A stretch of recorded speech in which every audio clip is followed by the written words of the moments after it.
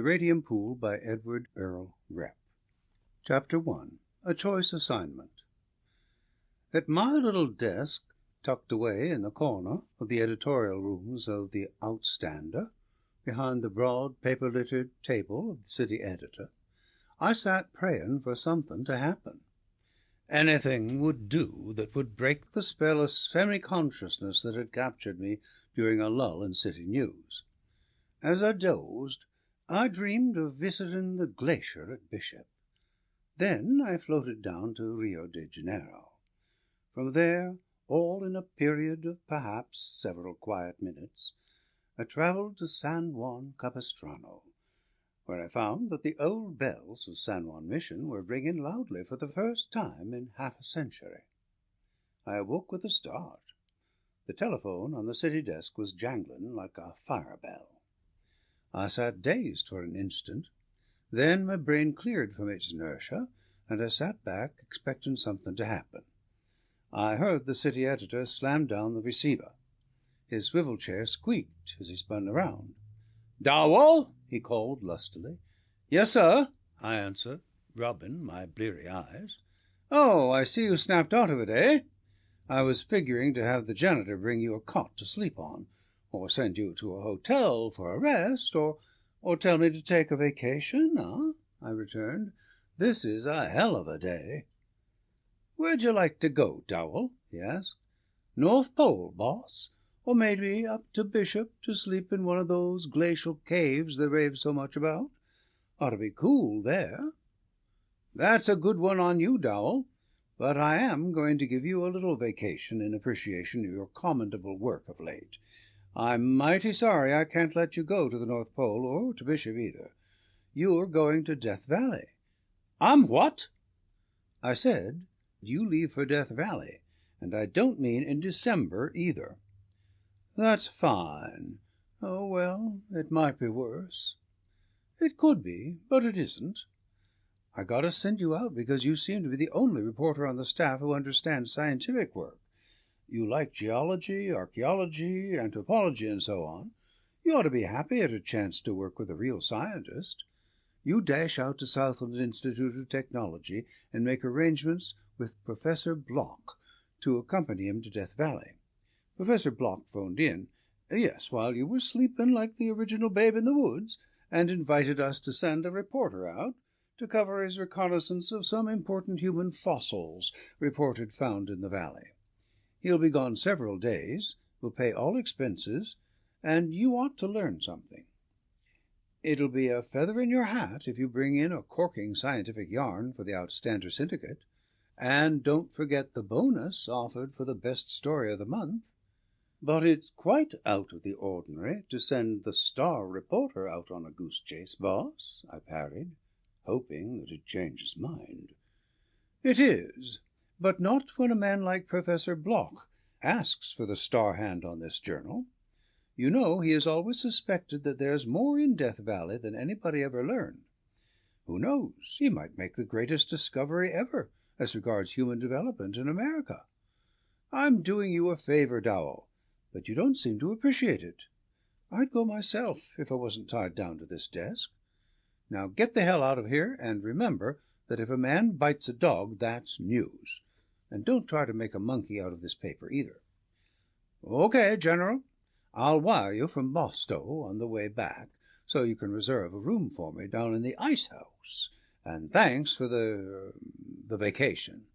"Don't mention it, Dowell," the city editor laughed. "Have a hot time." The trip to Death Valley was uneventful. We camped at what Professor Block believed to be the Lost Mesquite Springs. The sun had just settled over the edge of the funerals, and the pack animals, which we had picked up at Stovepipe Wells, were munching barley at the tail of the buckboard, when the professor beheld something bobbing about among the sand dunes. The object was too far away to make certain with the naked eye whether it was a man or an animal. Professor Block got out his field glasses and discovered that it was a man. We watched him for several minutes, and during that time he fell 7 times. He was staggering in circles and appeared to move only because some hidden power forced him to. Presently he fell again, and this time he lay still. So Professor Bloch saddled a burro and rode out to get him. I stood up on the tail of the buckboard and watched the silent drama. Coyotes had followed the stumbling man, patiently waiting for him to die. The professor rode to a spot where they were squatted on their hunkers, circled a small area, and found his man. He brought him back to the camp, and after we washed the alkali and sand ticks from his eyes, we gave him water. When it was safe enough for him to have all the water he wanted, we gave him food, after which he said his name was of no consequence, but he had been foreman of the Panamint Mining Company over Belchway. Hysterically, he told us that he had lost his partner, interspersing his words with fragments of a tale that made Professor Bloch's strong brows knit together and his eyes flash. "He's gone. He'll never see this world again," the man interrupted when I asked him if it were not too late for us to help his partner. "Well," he said hysterically, "he's found his sweetheart, Allie Lane. We followed the trail together, and we found her way over in hell across the Manalava Plain. You can see it way over there in hell. It's the red streak of tableland off to the southeast. For more than 40 years, Sands had been drifting over the deserts, searching for her. At last they are together." The prospector took a long pull at the canteen.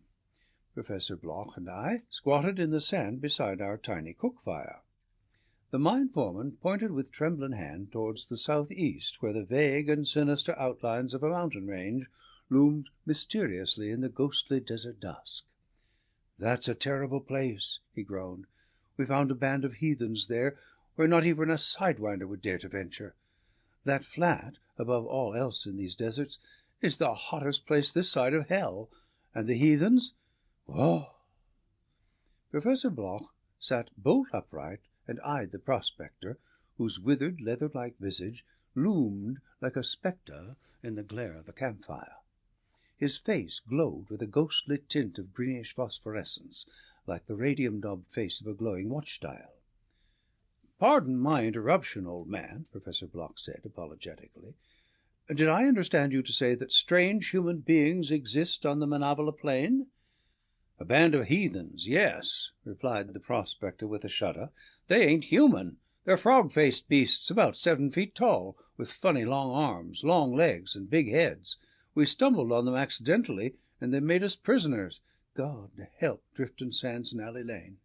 "Did you escape?" I inquired rather disdainfully, for I was figuring that the prospector suffered from the heat. I glanced over him.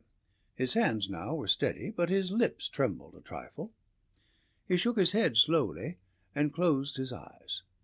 I accepted the movement as an attempt to shut out some terrible vision from his sun-scorched brain. "Yes, young fellow, I got away, but only because I was left for dead. And I come mighty close to passing on, too. I got a family over at Balch, and kids that's been needing me. Otherwise I wouldn't have made it here." "I always suspected that a race of peculiar people existed out this way," Professor Bloch put in. "This account does not startle me in the least. In fact, my associate, Dr. York Jameson, recovered some strange and almost human remains in this neighborhood that gave rise to startling revelations. Lately our astronomers have noticed peculiar atmospheric conditions over Death Valley that seemed to indicate some tremendous radioactive force emanating from the Earth's surface." "If I remember right," the prospector commented, "Sands and I met your Dr. Jameson some time ago around here. We didn't have time to talk much with him. I believe he showed us some bones that appeared to be human. Let's see. Yes, he showed us a skull, a big skull that was twice as large as mine, with an overdropping forehead and the face of a frog. Those Manalava heathens had the same kind of froggish faces." "Then that evidently proves Dr. Jameson's contention that a race of freaks exist, or existed, here in Death Valley." Professor Bloch slapped a thigh enthusiastically. Then, turning to me, he said, "Dowell, I told your city editor that something was going to be found out here to substantiate Jameson's assertions." I nodded. "But "What's the story about Drifton Sands and Alley Lane?" I inquired of the prospector. It sounded like a good human interest yarn to me. I did not believe that it had any significance with Professor Bloch's project, but it would make great feature stuff. "Yes, yes, go ahead with your story, old-timer, by all means," the professor said. "Well," the prospector began, somewhat wildly, "as I said, that's a terrible place, the Manalava Plains, and we were near the end of our strings when we reached it. Our water was gone. We had 2 good drinks from a barrel cactus before we reached the edge of the Manalava Flats. That rotten stuff didn't help any to quench our thirst. Near the flats we found a good spring with dead men's bones strewn around it. A fight had taken place there once, Indians and whites, and they must have fought for the water. The spring lies in a little box canyon opening out into the valley. Sands and I could see the sun glistening on the whitened bones, even while we were yet a mile away from them. Our water was gone, and it was safer to continue than to turn back. The whites had held the spring, and the Indians fought from behind boulders on the hillsides. By the spring there's a semicircle of old prairie schooners with arrowheads sticking in the rotted framework. You can find more arrowheads around the skeletons. There are no drafts there, and the bones have lain untouched for years. Even coyotes and buzzards have stayed away from the Manalava Plains. I don't understand why Indians, with their superstition, would venture near the earthly hell. The spring was worth fighting for, I said to myself, as I ducked my head in the water. The water was cool and tasted good, but it had a greenish tint. That was the color peculiar to the heathens under the Manalava Plains. We camped at the spring all night. Sands did not sleep well that night.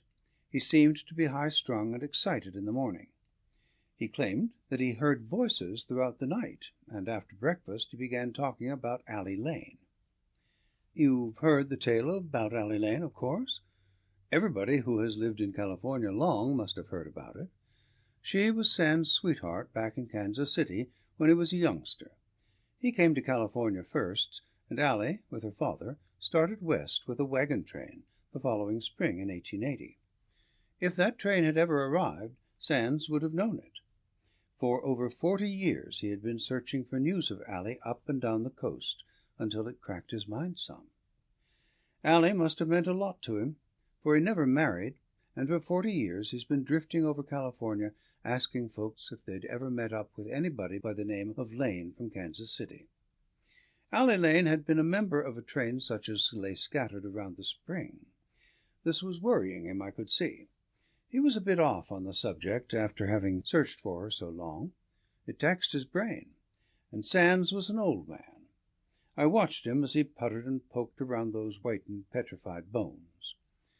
There was a wagon train, the remains of one that had probably taken the southern route across from El Paso, heading into California over the old Fremont Trail. It wasn't necessary for them to head into Death Valley, so they must have gone off the right trail and strayed through an unknown pass into the valley, where they died fighting the Apaches at this waterhole. I tried to argue the old fellow out of the idea that Alley Lane had been killed, telling him that she had arrived safe, married, and forgotten all about him. But he would have none of it, and flew into a rage, saying that she promised to wait for him, and that he'd meet her alive in California. I let it go at that. I sat down on the wreck of one of the schooners and watched him putter around the bones. He had loved this Alley Lane in the days of his youth, when he left her back in Kansas City. I suppose he had an indelible picture of her as she was when he left her stamped in his brain, and did not figure that now she would be an old lady, even if she was alive. So Drifton Sands continued his 2 great searches. One was for Alley Lane, first and always, and the other was for gold, of which he had found plenty. I'm sure that Sands and I were the first to enter that canyon since the fight by the spring. There was not a speck of ashes to prove that anyone else had ever camped there. The canyon was free from sandstorms, and sheltered on practically all sides except for the valley opening. And even if the sight of human bones would drive one away, there was always the spring to lure a man back. But it was hard on the nerves to stay there. There was something eerie and ghostly about the whole section of desert that was not caused by a few bones scattered around. We were to learn what it was later. Sands found an old trunk half buried in the sand.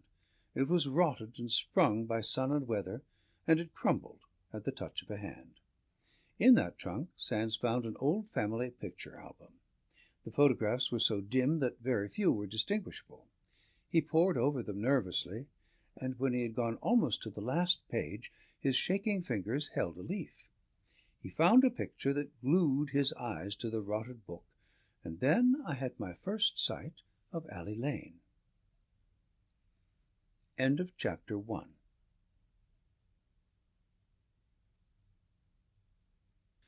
Chapter 2. What Sands Heard. The face on the tintype displayed the features of the most beautiful girl I have ever seen. Her features were clear-cut, her eyes soft and appealing. In spite of the years, that one picture out of 100 old tintypes remained clear and distinct. Underneath the picture was a written description that we could not read with the naked eye. The ink had long since disappeared, leaving only faint traces of point imprints. I got out my magnifying glass that I used to study ore specimens, and read the words, "Alley Lane, Kansas City, Missouri, March 19th, 1878. I handed the glass to Sands, and went over to douse my head in the spring. You see, I'd heard the name of Alley Lane so many times that when I came face to face with that picture of her, it fairly upset me. Presently Sands returned my glass, and without speaking we packed our outfit, rolled in the spring, and struck off towards the Manalava Plain. That night was like all the rest. We wrapped ourselves in blankets and slept. But toward morning Sands awakened me. "Pardner, get up," he said. "I hear a wagon passing off there in the valley, and if we hit the trail now, we can hook up with it until we reach the Manalava Springs. It's a long hike to the flats, and water scarce. Hear the wagon crashing through the brush?" I raised on my elbow and listened. There was not a sound to be heard. I looked at Sands queerly. Was the heat and the excitement of seeing Allie's picture affecting his mind? And anyway, why should a wagon, of all things, be trekking through the desert during the dead of night? Anyone but an utter fool would use an auto. But I yielded to his excitement, and we started out at once, leaving behind an extra blanket and some canned goods, so as to travel lighter. I allowed Sands to lead where he thought the sounds came from. We went on and on, I all the while arguing that I could hear nothing, while Sands insisted he heard the wagon continually. Little by little the gray and orange of approaching dawn began to steal over the valley. The world was assuming a definite shape, and the day's heat began to mount, even before the first rays of the rising sun were visible. A mile in front of us a great red streak rose against the skyline, looming dimly and awesomely out of the lightening eastern heavens. Sands remarked at its ghostliness, and informed me that we were nearing the southern extremities of the terrible Manalava Plain. I had never been in the section of Death Valley, and of a certainty Sands had never been nearer than he was then. In some forgotten day a volcano had scattered its red-hot lava, and settled it into a stretch of plain which covered an area of 30 miles either way, although no trace of a volcanic mountain was visible. Bare and flat as a table-top, and as hot under the glare of the sun as the inside of an oven. Such was the Manalava Plain, never explored, unmapped, a lost world of its own. Sands kept on insisting we were coming nearer to the sounds. Rapidly it became light enough for us to see the plain. The sun, a huge fiery ball, popped up almost suddenly from behind the Manalava Plain, and instantly the world was sweltering. Its golden glow reflected on the red lava of the plain, and created a murky green haze that added to the heat and burned acridly through the lungs. The odor was ungodly and unworldly. "There's the wagon!" Sands suddenly exclaimed. I looked all over the desert, and not a thing like a wagon did I see. "I don't see a thing," I told him soberly. "You don't?" he exclaimed incredulously. "Why, look out there!" He pointed toward the base of a low hill. There was not a thing to be seen. I knew then that his mind was slipping under the terrific strain. I tried to argue with him. I even shot off my pistol to show him that there would be no response. But Sands insisted on going on. Rather than have him travel into that hell alone, I shook my head and followed after him. We climbed the buttress of a low hill and swung to the left, discovering a natural causeway that led up and out into the very tabletop of the Manalava Plain itself. Before us, in unbroken desolation, lay the forgotten country, Manalava Plain. The formation of the floor was a soft lava-like surface, rock that had once flowed in liquid form, and, after hardening to some extent, gave the country a flat and shiny appearance like a great field of red asphalt. "The wagon is gone!" Sands exclaimed suddenly. "That's mighty peculiar, Drifton," I said, "that they're gone when you said that they weren't more than a mile ahead of us." "I don't savvy it at all," he replied, "but let's follow further. They'll sure need help." Helplessly I followed. Here was the Manalava Plain, as flat and smooth as a plate of glass, and stretching for miles either way, bare and deserted. Surely we were the only actual beings on the mesa. Perhaps, I thought, old Drifton Sands was suffering from hallucinations. Perhaps the sight of the bleached bones back at the spring had gotten into his blood. I wanted to give up the chase, but Sands declared again he would continue alone. I had no alternative but to accompany him. To me, death beckoned either way, and I'd been with Sands so long now that a few more miles would not matter. Presently we came upon a weird sort of a cactus tree, a species of a kind that I'd never seen on the desert. It was red instead of green, and had long flowing branches like the tentacles of an octopus. The tentacles twitched restlessly, although there was not a breath of wind to stir them. I warned Sands to stay a safe distance away from it. The thing seemed alive. Farther off, standing dimly in the green murky haze, I saw other trees like the one in front of us. They stood motionless and stiff. By all the laws of nature, the trees in front of us should not have been growing there. They should not have been on this world at all. We stopped and looked at each other. We looked at the cactus closely. Its tentacles were waving spasmodically, as though warning us to return from whence we came. I tore my eyes from it and studied the earth. Sands gasped when I pointed out to him the fragments of a human skull and other anatomical portions of the human frame, apparently crushed, strewn under the waving, rubber-like tentacles of this weird cactus. I felt an urge to dash away from the spot, and it was with a mighty effort that I controlled an insanity that was creeping through my brain. "Do you admit there's no wagon here?" I yelled at Sands. "I guess there isn't, partner," he acknowledged, downcast. His shoulders seemed to droop more than ever, and the alertness in his eyes suddenly disappeared. "But how do you account for my hearing a man, a woman, and a wagon? They've got to be here, so let's follow them out."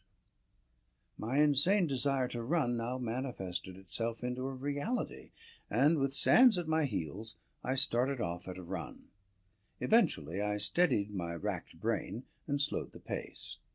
Sands came up, breathing heavily at the exertion. I noticed that he had cast his pack away, and clung only to a gallon canteen in which I could hear the water sloshing around. The sound told me that it was almost empty. Presently we discovered the remains of an old schooner. It was just like those back at the spring. Its canvas tarpaulin, bleached white, clung from the top ribs in streamers of gossamer. Not a single bone could be found in front of the wagon, lending more mystery to the trail. Where had the horses gone? What had become of them? Surely there would be bleached skeletons in the traces had the horses been deserted. "The horses laid down here," Sands was saying, as to himself, kicking a foot at two wallows in front of the wagon. "But they must have got up and wandered away after resting. See, the traces have been cut. The man picked up the woman and packed her off. His trail is deeper now. We ought to find him soon." I said nothing. Perhaps he had seen something, and I was the one who was mad. Some story was plainly written on this wagon. Sands pointed at the sideboard. Cut deep were the even letters of Alfred Forsyte Lane, Ally's father. Below the name was a scratched message. With difficulty we read it. "God have mercy on us. Our water is gone. This is the end. I love you, Robert Sands of Kansas City. If you ever see this, you will know." Sands sat down on the rotting tongue of the wagon and cried. His great booming voice quivered with emotion as his body twitched with sobs. Tears rolled down his withered, weather-beaten face in spite of the terrific heat of the plain that sucked the moisture from our bodies. Hands, gnarled with years of toil and sorrow, fondly held the old tintype taken from the faded album found at the spring. Sands straightened. His eyes, now dry and dim, surveyed me for a moment.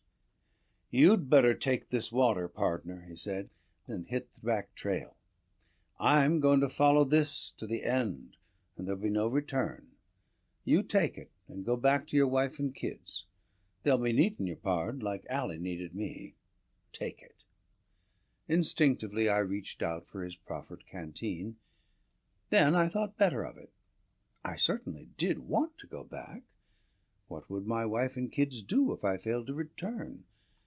But if I deserted Sands, I would never be able to live it down. I decided to stick it out.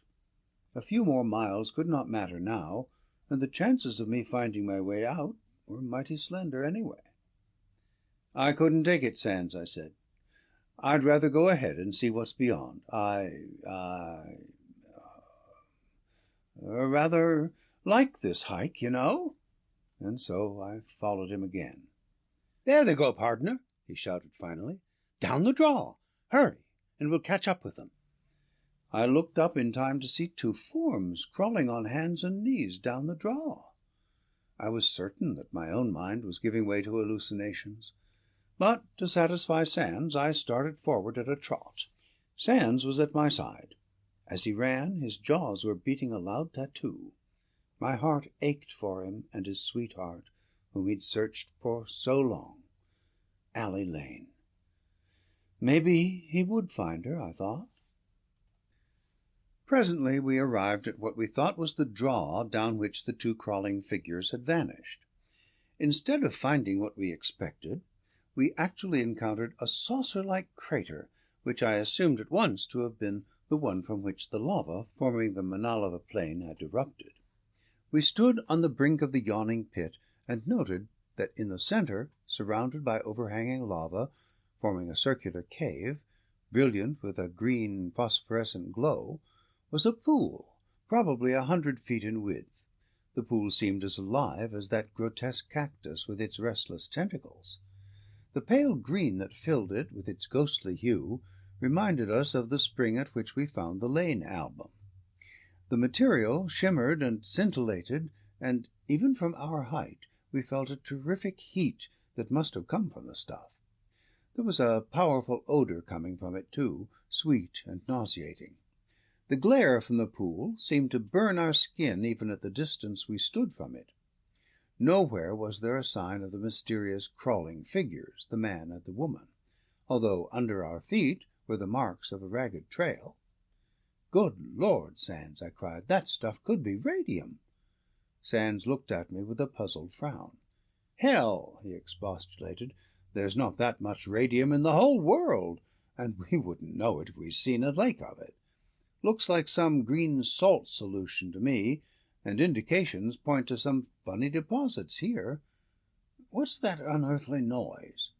I cupped my hands behind my ears to catch the sound that Sands had heard. My hair literally stood on ends. Spooky? Lord, I couldn't have moved a foot if I wanted to. I was glued to the spot. The weird sound, like the low moan of a woman in mortal agony, issued from the circular cave surrounding the luminous pool. It grew louder until the Manalava Plain groaned under the tumult. The sounds penetrated to the core of the brain, and seemed to beckon us down into the crater. Sands was swaying to and fro as he stood on the slight parapet overlooking the crater, in perfect rhythm to the tempo of the devilish sounds. I felt that I, too, was keeping the same accompaniment, and it was with an effort that I broke the spell. My hand dropped my gun-butt. I tore it out of its holster and fired rapidly, thumbing the hammer into the pool. Sands yelled. Like a living fountain, long columns of luminous green and red and violet flame shot up to the parapet. Simultaneously we both leaped back. The air seemed alive with some mysterious vibrations. Finally it died away, and the tumult issuing from the circular cave settled down to a low, steady hum. We once again stood on the crater's escarpment and looked within. The pool was glittering restlessly. "We might as well have a close look at that pool, pardner," Sands reminded me as I stood rooted on the edge of the crater, studying the formation surrounding the pool. "I can't make it out. If it's some radium compound, you'll be a rich man. Your wife and kids back in Balch will be needing it, I'm thinking. Let's go down." Sands stepped over the escarpment. I followed him down into the crater. We paused about 20 feet from the edge of the pool. The heat was terrific, so great that it caused the blood to race to my head, and my heart to beat rapidly. And more intense became that mysterious vibration in the air, and something that seemed to be eating into my flesh. I remarked about the phenomenon to Sands, and told him that it must have been caused by some unknown power of radium. Rather than risk touching the stuff, I threw a piece of cloth on it. There was a little sizzle, and the cloth seemed literally to vanish before our eyes. He then took his revolver and dipped it in. The hard steel of the barrel melted like lead in a blast furnace, yet the butt in his hand did not heat beyond sun temperature. The melted steel floated to the surface like slag, and drifted out into the center of the pool, to sink again in a tiny whirl. Sands fondled his useless gun speculatively. "Pardner," he said, "you're looking into a pool of some radium compound. It must be radium, for I've seen about everything else in its line. If Allie and her father came too close to this, you can imagine what happened to them. I fear the worst." "Well," I said, "I don't like to think that your friends ended near the pool. We might see some bones if they did. Let's take a look under these overhanging shelves. The caves might tell us something." "I don't reckon we'll find anything, partner," Sands returned, sick at heart and utterly dejected. "Can't tell. We've seen so many strange things that I'm interested," I said. By all the laws of human nature and its greed for the precious, Sands and I should have danced around the radium pool with glee over our discovery. Untold wealth lay exposed before us, but under the sadness of our circumstances, the living, pulsating pool was nothing. The radium, which we believed oozed out of the old volcanic crater, could ruin the world with its great power and radioactive qualities. End of Chapter 2.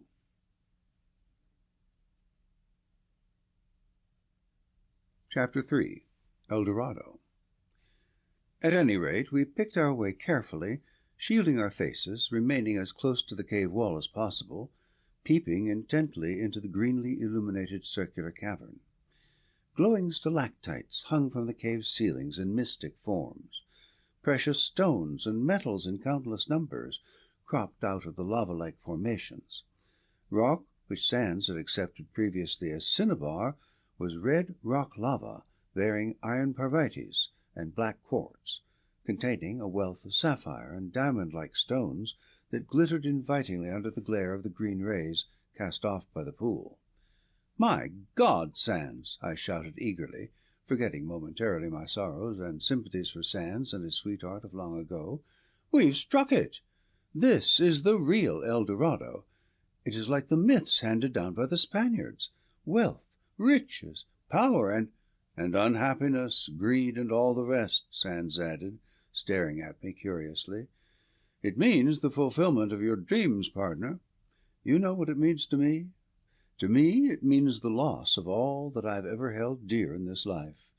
It means that I've spent my life in quest of happiness, and lost it right here at this pool. Do you realize that, partner?" I most certainly did realize it, and I calmed down to once again share Sand's great sorrow. He had trailed Allie Lane and her father over the 40-year-old trail. Here we believed that it ended forever. No need to search farther. Yet for some unaccountable reason Sands insisted that she was still alive, or if not alive, some remains must exist in that vicinity. As we continued our search and explorations near the mouth of the cave, the weird, ominous moaning that vaguely portended the advent of something untoward became audible again. Sands and I stopped in our tracks to listen. Coming from the far side of the pool, the moaning increased gradually until it became a steady wail, like the shriek of high-speed machinery. We stood watching the spot which, unlike the part of the crater on our side, did not glow with the green luminosity. It seemed to be an inky black pit. Not even a stalactite was visible. Suddenly, as we stared at the spot, the blackness became shot with myriads of colors, until it glittered blindingly. The wail was now a terrific shriek. The Manalava Plain seemed to groan under some tremendous impulse emanating from below our feet. The earth swayed and rumbled. From the pool came a mysterious sputtering, and a tiny swirl in its center at first suddenly became a whirling maelstrom. A thin, silver-like column rose several feet into the air from its middle. Like a miniature waterspout, typical of typhoon-infested sections of the South Seas, the rising column whirled faster and faster. Meanwhile, the once black, bottomless abyss, which had suddenly become charged with blinding colors, was changing now to a more solid hue. Green was transplanting the reds and vermilions, and thin, wisp-like rays of yellow that seemed to charge the atmosphere with a super high-tension activity were twitching nervously in the pit. Gradually the colors merged into a solid mass of luminous green, and out of it spun a glistening sphere that appeared to be a ball of the same liquid that was now whirling over the pool. The sphere, probably 20 feet in diameter, moved slowly at first toward the pool, its surface glowing as it revolved with a terrific speed.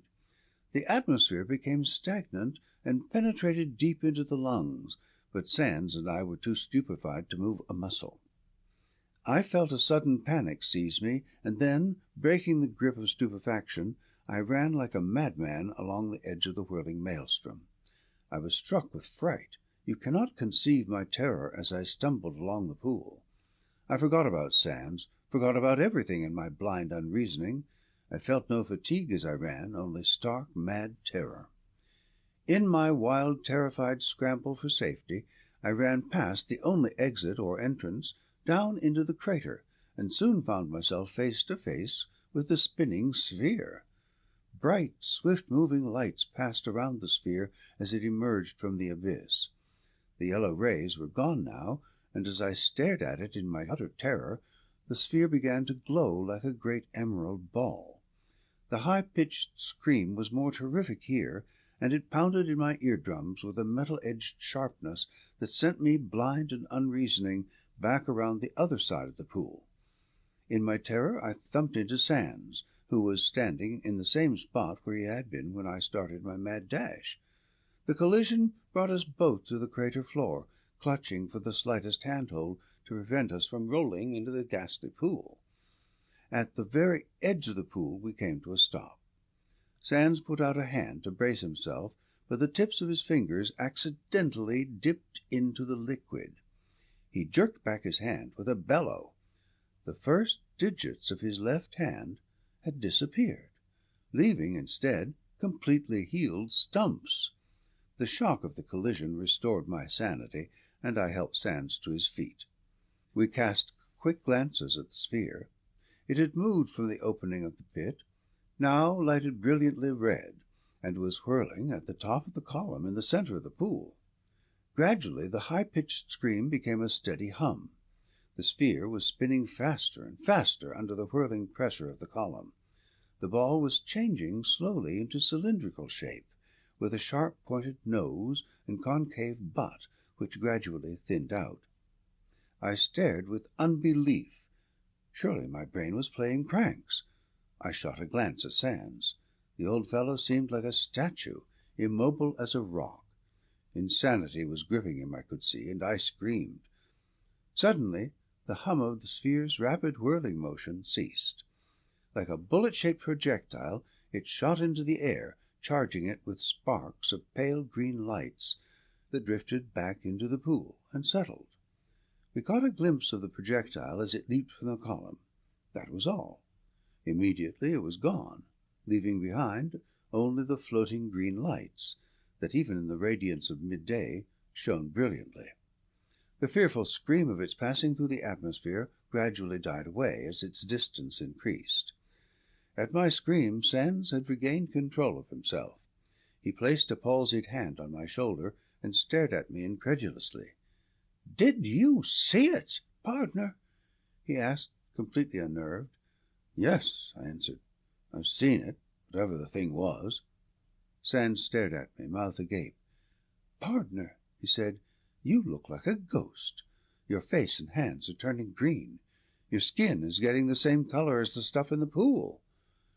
"You don't look like a white man yourself, Sands," I managed to jest at him, trying to control my agitation.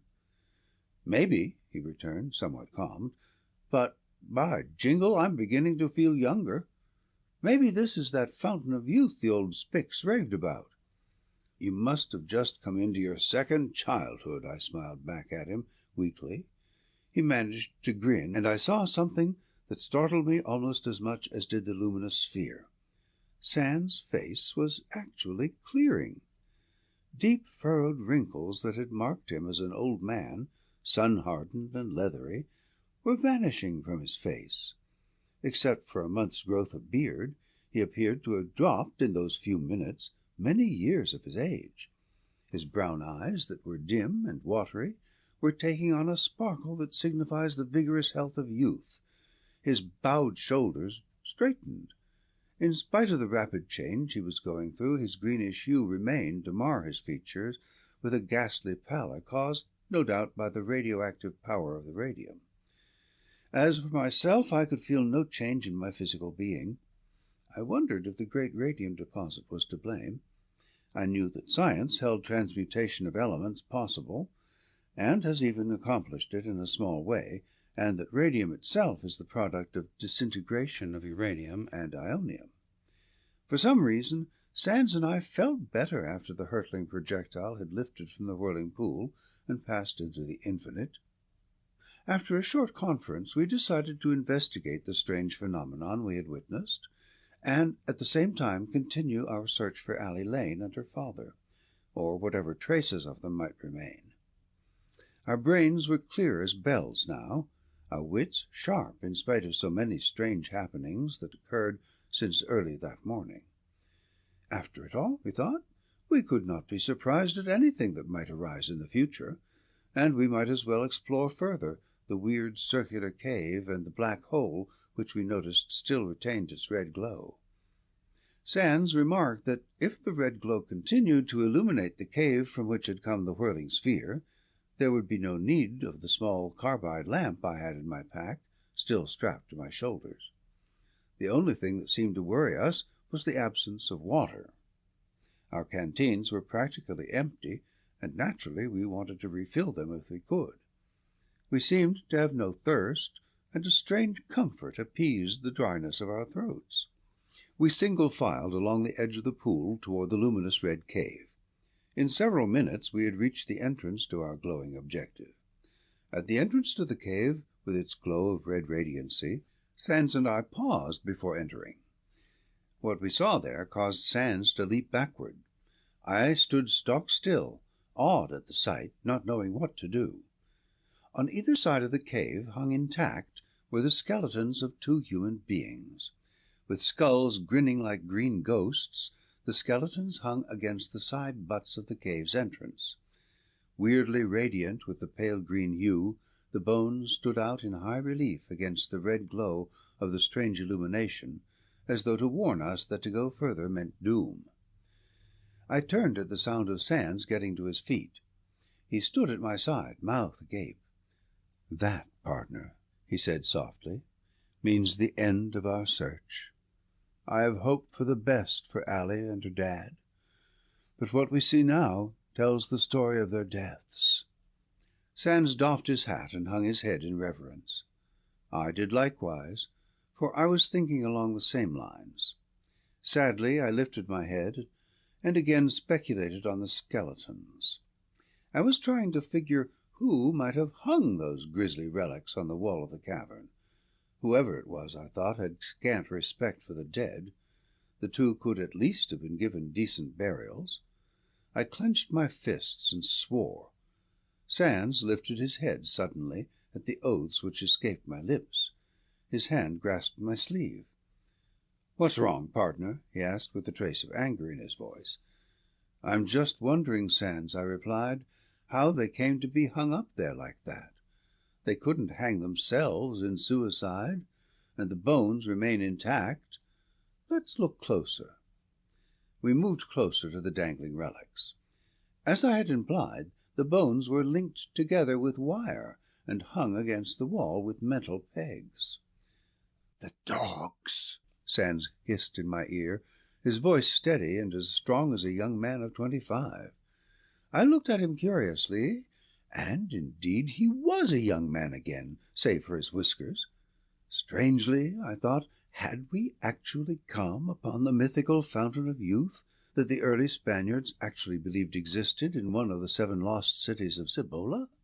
Were we about to find, here in Death Valley, one of those 7 cities?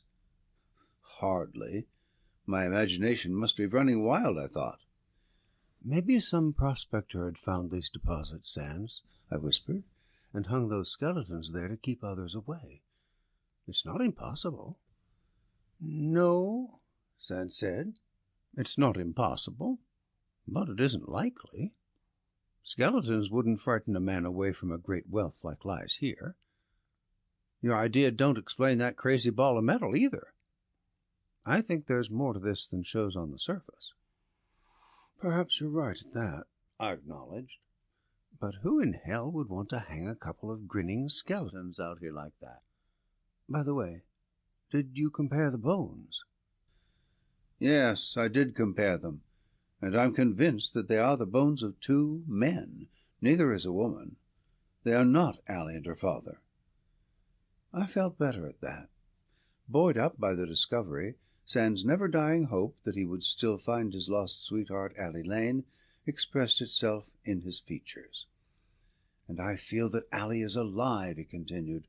"I don't know why I feel it. It might be what we call a coincidence, or just a hunch, but I think we'll find her near here." "Poor girl," I muttered. I expected to find the age-whitened bones of Allie Lane and her father, but events seemed to have bred within me a belief such as Sands. End of Chapter 3.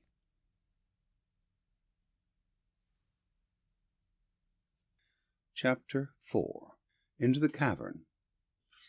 I felt that our search was at its end when we beheld the 2 skeletons, but our observations told us that they were the remains of 2 heavy-set men, one of whom had the ball of an old-time bullet lodged in his right wrist-bone.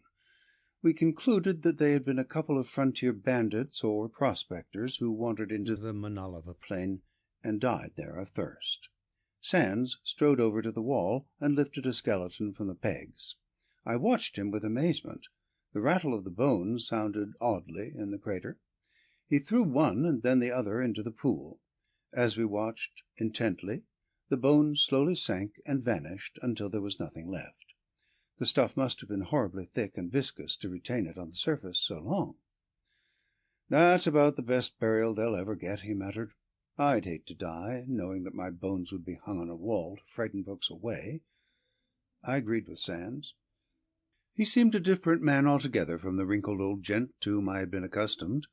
With many of his years gone, and apparently young again, he was wide awake to the adventures at hand. Without further words, he strode lightly to the entrance of the luminous cavern. I followed, choosing to be led rather than lead. Carefully we picked our way into the tunnel, which widened perceptibly beyond the entrance. Inside, the red glow was more pronounced. Sparkling gems, cropping out of the walls, glittered brilliantly under the red radiance. A well-worn path led along the centre of the cavern's floor, and we followed it for perhaps 100 yards on a downward angle of probably 5 or 6 degrees. We observed small caves branching off from the main tunnel, but we continued along the trail of the larger one. Suddenly, as we picked our way along the path, we heard the sounds of a dismal chant. Steadily the sound increased. The entire cavern reverberated with the ominous sound, and almost from the moment it reached our ears, we found ourselves in total darkness. The entrance of the cave, which had previously been open to the sunlight, and looked bright and inviting from the cavern's interior, was now totally dark. The inky blackness was as oppressing as the damp, stagnant air was nauseating. I reached out and grabbed Sand's arm so that we would not get separated. At the same time I jerked my gun out of the holster. Sands grunted when he heard the click of the hammer being drawn back under the thumb. "Don't shoot until you're sure what you're shooting at, pard," he whispered in my ear. "I think I hear footsteps off there to the left. Get around me, or let me have the hog laid." "I hear something in back of me, Sands," I replied, a little nervously. "Something seems to be flying around our heads like bats, but I don't hear the whir of wings." "Don't move, then," he advised. "That's a hell of a racket, ain't it?" I remarked, trying to control my agitation. We stood closer together in the blackness. The tunnel reeked with an evil odor that was sweet and lung-tickling. I have smelled something like that before in caves where wildcats have holed up, but this was 1,000 times stronger. "No use standing here, pardner," Sands whispered softly. "I can't hear any more footsteps, and the bats seem to have vanished. Suppose you light up the carbide lamp. I want to look around in here, but not in the dark. Might fall into a hole." "Let's stand still a few more minutes," I said. "I'm a little uneasy about this. I want to get my bearings for a line on that opening where we came in. Looks like the hole has been closed up." "That hole couldn't be closed without us hearing it." "With that noise down below, you couldn't hear it anyhow," I argued. "Sounds like a pack of demons thirsting for blood." "It don't sound any too good, I'll admit that," Sands acknowledged. "It might be wind caused by an underground suction, or chlorine gas blowing out of a volcanic fissure. The stink smells like chlorine gas." We peered into the darkness, trying to penetrate a solid wall of unfathomable black. My eyes ached under the strain. I removed my hand from Sand's arm to rub them. Suddenly a darting light passed like a meteor through the blackness above, showering green, luminous sparks to the floor of the cave. In the brilliant light I caught sight of Sand's features. The expression on his face told me that he had barely missed being struck by the glaring missile. He yelled loudly to drop down flat as another light in the form of a sphere, apparently of molten metal, darted over us, dropping a shower of floating sparks. Instantly the meteor-like ball was followed by other bright, swift-moving lights, which passed perilously close to us and raced to the end of the tunnel toward the entrance. Their passing was marked by a low, droning hum of a likeness to the drone of the big sphere that had been shot from the whirling column in the center of the pool. Lying flat on our backs on the hard lava floor of the cavern, back there under the terrible Manalava Plains, Sands and I watched the space above us. Closer and closer came a steady stream of brilliant lights that permeated the already nauseating air with the odor of burning carbon. I raised my gun several times to fire at one of the lights, but thought better of it until I was sure of hitting the mark. Meanwhile, I began to think what might happen should I actually succeed in striking one of them. I asked Sands' advice. He suggested that I try my luck. I raised my head a little to look down into the tunnel. Issuing from what appeared to be a deep hole perhaps a half-mile ahead, came a spinning ball of glaring fire. It hovered for an instant over the yawning, luminous hole, and then darted in our direction at a terrific speed. I lifted my gun from my hip. When the light was near enough, I pulled the trigger. The sharpness of the concussion filled me with fear, but in the instant the light was gone. Only a shower of sparks remained to prove that my slug had gone true. The sparks lay on the tunnel floor, glowing like lumps of molten copper, green and red. We lay on the ground for several minutes more. Then I nudged Sands. We walked along the path for perhaps a dozen feet, and then I realized that our sense of direction was gone altogether. We were completely lost in a strange world of blackness, pierced only by mysterious lights and sounds, of whose origin I could not guess. Presently we realized that it was folly to wander around when any step might precipitate us into unknown dangers. I had an unpleasant feeling of helpless fear that was gradually overcoming my reasoning powers again. At times I looked fearfully to the right and left, but saw nothing but blackness. The glowing remains of the light had long since died out, and the cave was once again in total darkness. There was no life, no sound, no motion, except for the movements of Sands and me. Alley Lane, at that time, was very remote from my thoughts. I was thinking of personal safety, and although I had some assurance in the feel of my gun in my hand, and its effectiveness on the dangerous lights, I was nevertheless fearful. I felt the panic of utter isolation from humanity. I was in a different world entirely. Sands suggested again that I get out my carbide lamp. I hesitated, fearful lest our positions be clearly defined in the light, and lay us open to further danger from the fast-floating lights and their sources. Stagnation. Everything stinking and stale. The cavern smelled of sheer funk. It curled our nostrils and nauseated our stomachs to such an extent that I became violently ill, temporarily. "Let's get out of here, Sands," I whispered. "I think we are headed into the cave, and if we turn around we can reach the opening." "We can try it. I'd like to get a breath of air." "Hold on to me, then," I said. "We'll get out. Maybe."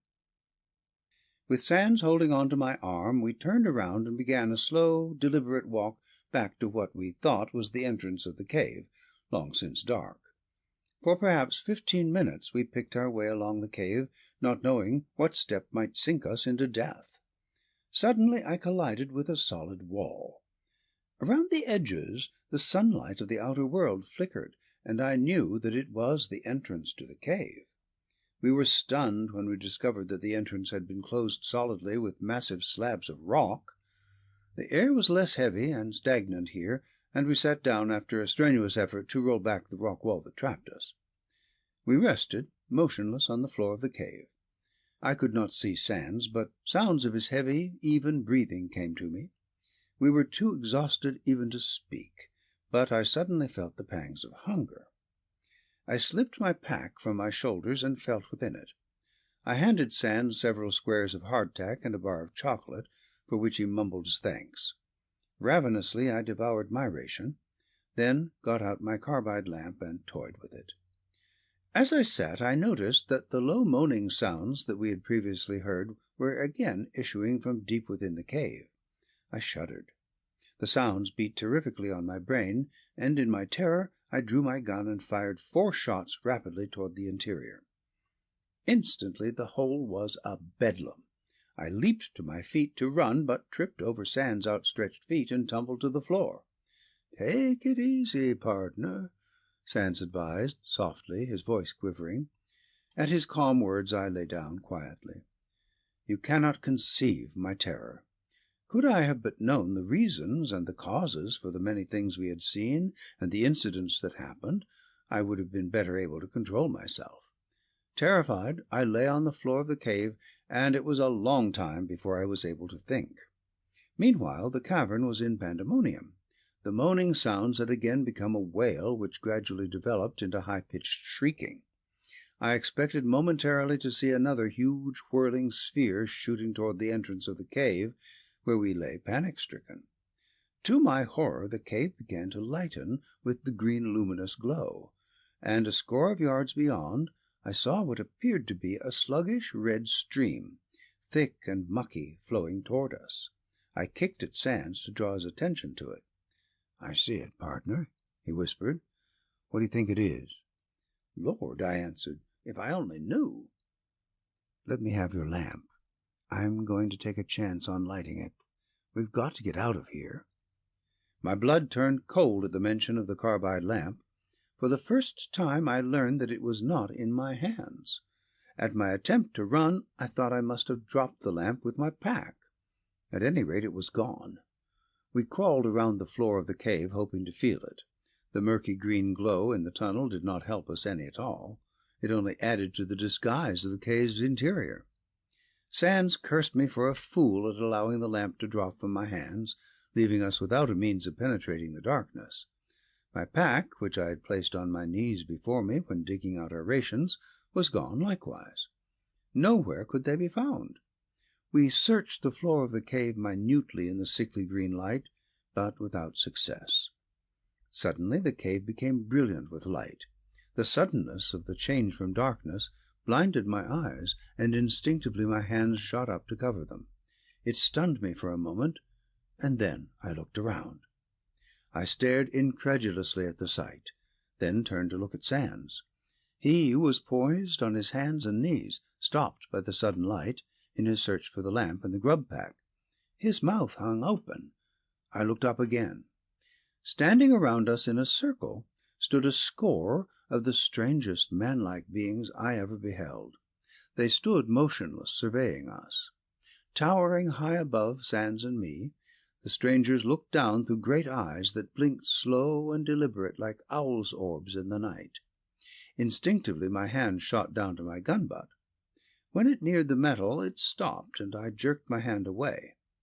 The gun seemed charged with powerful electricity. I managed to grin foolishly under the glare of 20 blinking eyes. Then I made a careful appraisal of the beings surrounding us. Tall in stature, probably 7 feet high, they towered above us. With great heads void of hair, powerful bull necks, barrel chests, and long skinny limbs that appeared to be of rubber, like the tentacles of the weird cactus back on the Manalava Plain, the creatures to the human eye were repulsively grotesque. Their arms, thin and sinuous like their legs, seemed of rubber, and they hung motionless at their sides. I looked for hands. There were none. At the ends of the tentacle-like arms there seemed to be sucker-like cups, like the ends of an elephant's trunk. For several moments they stood appraising us. Likewise we studied them. I noticed that above their heads waved 2 thin, flexible tubes that curled at the end and were attached to the brows just above their owlish orbs. Like the antennae on a desert butterfly, the tubes twitched this way and that. The absence of ears at the sides of their flat heads added bestiality to their repulsive features, and their mouths, like the jaws of a toad, were pointed and bony. Each had the face of a frog, and all looked alike except that the creature standing nearest to me and in front of the rest was perhaps a head taller. He wore a brightly hued belt of metal around his narrow, skinny hips. The big fellow's tubes at his forehead were waving nervously. I stared at him blankly, for I had a peculiar feeling that somehow he was trying to speak to me. I shot an inquiring glance at Sands. He was still in the same position. His knit brows displayed a growing uneasiness. Surely, I thought, these grotesque fellows were not hostile, otherwise they would have made short work of us. I crawled slowly to my feet, and stood erect in front of the repellent fellow, who was apparently the leader of the frog-featured beings. His green luminous face was tilted down to me, and from it radiated the warmth of radium. He towered 3 heads above me, and I felt like a pygmy beside him, and equally as helpless. "Well," I managed to say in astonishment. His tubes stood out stiff and motionless. A strange power seemed to be penetrating into my crazed brain, and his attitude made me feel that he was reading my thoughts. Suddenly my brain was struck with a direct question, although I heard no voice. "What are you doing here?" a strange, silent voice seemed to ask.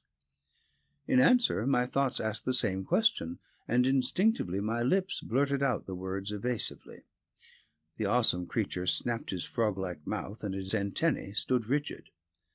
"Answer me." The silent command was hostile under the glare of his owlish orbs. My hand hung loose to the butt of my gun, but I kept my fingers from touching it. My brain was a whirl of thoughts, making clear thinking impossible. There seemed to be a peculiar power continually stirring my brain, building up slowly an explanation for our presence there. I opened my mouth to speak, but the strange power ordered me to keep it shut, and to think. I looked around for Sands. He was standing at my side, his face as green as the ghastly faces in front of me. I felt somewhat assured by his presence, and then my thoughts raced, omitting no episode of the long search by my partner for his sweetheart, Allie Lane. My thoughts told of tracing Allie and her father to the Radium pool, and how, on discovering the cave, we had decided to search within it for some remains of the ill-fated friends of Sands. In my excitement I blurted the question, "Has anyone here ever heard of Allie Lane? Have you ever seen her?" The big fellow turned his tubes towards Sands as though to question him. Sands must have been thinking terrible things about the grotesque beings who stood around us, for the big fellow reached out a rubber-like arm and suddenly circled it around his neck. Jerked from his feet, Sands fell to the floor with a curse. "Get him, partner!" he yelled at me. "Shoot him!" The suddenness of the hostile move against my friend naturally forced me into action, and in spite of the peculiar heat in the metal of my gun, I drew it from its holster and fired point-blank into the big fellow's face. I expected to see him fall, and the others dash away, but the fellow merely croaked like a frog and tightened his hold upon Sands. A small round hole appeared in his face where my slug had struck him just below the left eye. A yellow liquid that glowed like fire trickled out of the hole for an instant, then vanished as the wound rapidly closed up. I jammed my gun into the holster, amazed and fearful. Instantly the circle of strange creatures tightened around us. We were doomed men, I thought, as I was roughly lifted into the arms of one of the frog-faced beings. End of Chapter 4.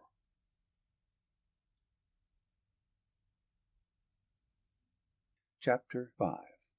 The Jovians. Both Sands and I were carried on the broad chests of the mysterious creatures far into the cavern. They made several abrupt descents, and the oppressive air told me that we were far below the surface of the Manalava Plain. Their movements were rapid and forceful, and their long, skinny legs bore their weight remarkably well, although they wobbled like strutting geese. During the entire course the tunnel was brilliant with changing colors of various hues, from green to red and vermilion, ever changing. As I lay cradled in the tentacle-like arms of the big brute who carried me, I smelled his evil breath. The odor was the same nauseating smell that had curled our nostrils and threatened to explode our lungs on several occasions since we entered the cavern. With each slow blink of his eyelids there was an accompanying metallic click. Occasionally he opened his toad-like mouth, and when he closed it hard, bony lips snapped like the spring of a trap. Sands was being borne along by a broad-backed creature in front of me. I could see his head bobbing with each wobbly step of the beast, and I knew that he was unconscious. I felt worried about Sands. The grip of the big fellow's arm around his throat could have broken the spine of an ox without any effort. I cursed the brutes venomously. The fellow bearing me tightened his grip around my chest, and I was forced to gasp for breath. When I became quiet, he loosened his hold. I felt a searing welt rise across my body. Presently we were carried into a great circular chamber far below the surface of the Manalava Plain. The chamber was luminous with the strange pale green color. In the center spun a huge glowing sphere, and it was surrounded by smaller spheres, each spinning in an atmosphere of its own, like the earth, with its suns and moons revolving around it. The huge ball in the center seemed to float in air without any visible support. The smaller spheres likewise spun in mid-air, at perhaps a 45-degree angle from the large one. They emitted a high-pitched whine as they spun. My eyes, now accustomed to the luminous glow, searched every corner of the chamber. To the right, standing on a flat rock platform, were 3 massive chairs of green metal that was studded with precious stones. The chairs were vacant. Lined around the circular chamber were several hundred more of the grotesque creatures who had carried Sands and me far into the underground world. They stood motionless as though at attention. From deep in the bowels of the earth came a clanging of bells, and each creature in the chamber, with the exception of the 2 who bore Sands and me across their chests, hung their heads. I heard the scraping of rock against rock over to my right, and I allowed my gaze to wander there. A huge circular slab of rock was rolling away from an entrance into the chamber. I watched it intently until its removal exposed a glittering doorway. I had become so engrossed in watching the door that I failed to notice that I was being carried toward the platform.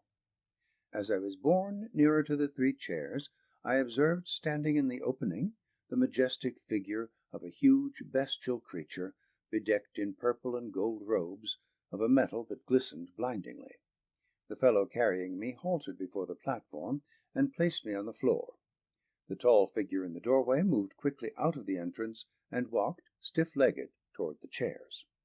From his dignity I at once accepted him as the king or chief of the grotesque frogmen. I stood erect, my gaze following him. He appeared not to take the slightest interest in me. I looked around as he neared what I accepted as his throne. Sands was lying still on the broad chest of the brute who had carried him in. His head hung loosely on his shoulders. Disconsolately my gaze again returned to the majestic figure on the throne. He sat stiffly, the tubes above his eyes waving slowly. While my interest was centered on Sand's lifeless body, 2 other beings had followed the high chief onto the throne and sat in the chairs on either side of him. To my uttermost surprise I beheld 2 human beings sitting beside the high chief, one on either side, and one was a young woman, gaily adorned in brilliant robes of purple and gold. Her wealth of golden brown hair shimmered in the pale green light of the chamber. Her eyes were motionless, and she looked out over the room like one in a trance.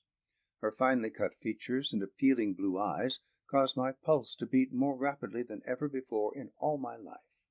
My whole body tingled with exultation. I had an impression that her features bore a distinct resemblance to some beautiful face that I had seen before. She stared straight ahead with unblinking eyes.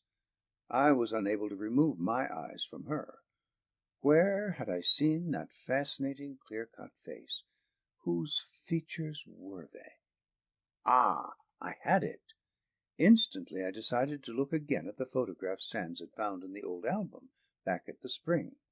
Perhaps it was the photograph that had given me the impression of having, at some past time, beheld the gentle features of the girl. I walked unmolested over to Sands' limp form and reached inside his vest. He was beginning to show signs of life when I brought forth the well-preserved photograph that he said was the picture of Allie Lane, for whom we had been searching. Every owlish eye in that great assembly of unearthly beings was riveted on me as I strode, photograph in hand, toward the platform. The dignified leader sat motionless on the throne and regarded me through saucer-like orbs. I felt, even though no sounds issued from his mouth, that he was conversing steadily with our capturers. The tubes, just above his broad forehead, waved in all directions as though catching thought waves being broadcast by the others in the chamber. The girl sat in stony immobility. The man on the other side of the high chief was likewise motionless, his eyes staring straight ahead. The man was slightly wrinkled around the mouth, though he looked to be no older than 30. His jet-black hair, which had been freshly combed, glistened as from oil. Was this man Alfred Forsyth Lane, father of the beautiful girl whose trail led us to the edge of the Radium pool? Hardly, I thought. At the edge of the platform I halted, photograph held up before my eyes. For a moment I was utterly stunned. The photograph showed the same delicately rounded chin, finely shaped lips, and radiant blue eyes that marked the beauty of the girl in the chair. I stumbled backward a few steps in my astonishment. "Allie Lane!" I must have shouted at the top of my lungs, for I heard a patter of feet that brought Drift and Sands to my side. I looked at him. His face was white even under the luminous green glow that affected him. "My God!" he breathed in amazement. "It's Allie!" With a leap Sands jumped to her side on the platform. Instantly the high chief raised an arm menacingly, and a thin shaft of green light shot from the sucker-like tip at the end. Sands placed a wearied hand over his eyes. A small round spot the color of chalk appeared on his brow as he sank to the floor heavily. Allie Lane moved her finely shaped head, with its brown hair hanging in thin wisps curled around her temples, and stared blankly at her fallen lover. She quivered slightly and raised her dainty white hands to her temples, as though striving to bring a return of memory. Presently she gave it up with a shudder, and continued to stare straight in front of her. The gaze rested upon me, I felt, and I shifted my own uneasily, helplessly. The grotesque people of the underground had displayed their protective powers on several occasions, and I was aware of what my fate would be if I interfered to aid my friend. Whether Sands was dead or merely stunned, I could not guess, but I accepted the former readily enough. Expecting momentarily to feel the tingle of radium rays carrying me into oblivion, I hung my head. I stood limply at the edge of the platform, full of sorrow over the turn of affairs. Here was Sands, at the end of a 40-year search for his lost sweetheart, the only living thing that had kept him alive, and there was Lane, probably broken in mind and spirit, and unable to go to him. Now I thought his life was snuffed out while he stood on the very verge of complete happiness. I offered a prayer to our Maker to reunite them again, and let them enjoy the happiness that was theirs by right of nature and heritage. I didn't think how strange it was at the time for Lane to be sitting there, as fresh in the glory of youth as she was when the photograph had been made of her back in Kansas City 40 years ago. I only knew that we had found her. I looked at Sands. He was lying in a heap where he had fallen. No move had been made on the part of the giant tunnel-dwellers to aid him. Certainly I could not. One move, and I would meet with the same fate. I was not ready to die. I strained hard to think of some way to help him, to learn if he was dead. Some irresistible influence was smothering all thought. It was then I realized that I was being questioned by the High Chief on the throne. I cast a quick glance past Lane at him. His antennae tubes were pointed straight toward me. I felt the strange power that seemed to pass from his tubes to my mind. I shuddered, for it gave me a terrific pain at the base of my skull. Nevertheless, I steeled myself for the ordeal of questioning that I knew would follow. A peculiar feeling came over me. I felt that I was gradually rising out of my physical body. It was an incredible sensation. Then my brain grasped a vibratory mental question. I seemed in a trance. "You, man of the earth, what brings you into forbidden country?" The peculiar eerie question gave me a faint feeling that some time in the dim past I had heard it asked of me through a similar process. I glanced down at my feet. They were invisible. I seemed to hang, eyes only, suspended in a murky haze. Before me on the throne sat the three silent figures, glowing brightly and tinged with a greenish hue. Sands' inert body seemed to have vanished. I strove to answer my questioner. My lips moved, but I could hear no words. My brain told me that an answer was taking definite shape, but it would not be the answer the monster sought. "Forbidden country here in America?" I answered him silently. "Why, you must be crazy." At that his saucer-like eyes blinked rapidly. His frog-like beak opened, and a red, fiery tongue flicked out of a luminous opening that was his throat. The chamber was in stony silence.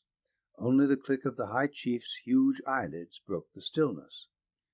"You, man of earth," the words telegraphed to my brain, "dare you jest with me? Do you know that I, Abaris, second in command of Jupiter and the entire universe, have the power and the right to forbid anything or condemn any world?" His words struck me as inexplicably funny. How silly and absurd, I thought, was this sudden boast of power from such a hideous, grotesque freak. Had he ever heard of the great armies of the United States that could fly over the Manalava Plain and annihilate his entire band of frog-like freaks? Hardly, I thought. I felt my lips curl up in scorn at his vanity. "What right have you to condemn and destroy?" I asked, more controlled. His flat beak opened in a froggish attempt to laugh. A peculiar cackling sound issued from his cavernous throat. He seemed to be enjoying himself hugely. "For a lowly creature like yourself, man of the earth, who is doomed, you speak strong words. What right have I to annihilate you? Why, ignorant one, I have the right by all the power of the universe. I have the power of civilization 10 million years in advance of your aboriginal powers.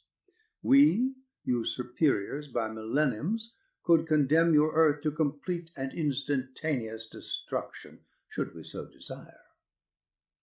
This lengthy message, telegraphed to my stunned brain, caused me to wonder what sort of beings these creatures were, from where they had come, and what was their mission here. Certainly the owl-eyed freak talked like a military lord. I began to feel that I was the proverbial mouse, and the cat was merely playing with me for his own amusement. The strange power the High Chief had displayed in striking sands to the floor awed me considerably. Of a certainty, we men on earth boasted of no such strange weapons that shot pencil-thin light rays and killed instantly and silently. Perhaps this giant freak was not boasting after all. In spite of my sudden fears that perhaps this tribe of strange creatures might be able to bring into play powers far superior to our own, I still felt contempt and scorn for them. To have my partner, my friend in years of toil and sorrow, suddenly struck down by the beasts when he had found joy, was enough to bring out my hatred.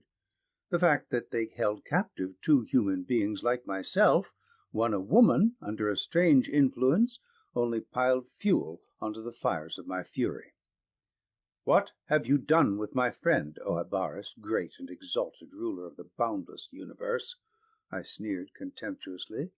"Such a great and glorious ruler as you must take great pleasure in striking down an unarmed man." "I smite the hand that harms, man of the earth," his soundless words shot back hostilely. "His was not the hand that harms, O brave Abaris. His was the hand of love and loyalty, with a mind of sorrow and grief." At this juncture I shot a glance at Allie Lane. Her profile was beautiful as she turned toward the grotesque creature sitting majestically at her side.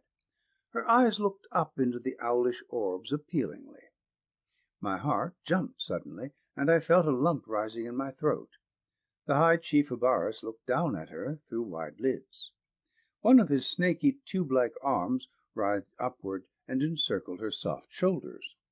His head tubes hung drooped in apparent affection for this beautiful girl, for whom Sands had spent the best part of his life in constant search.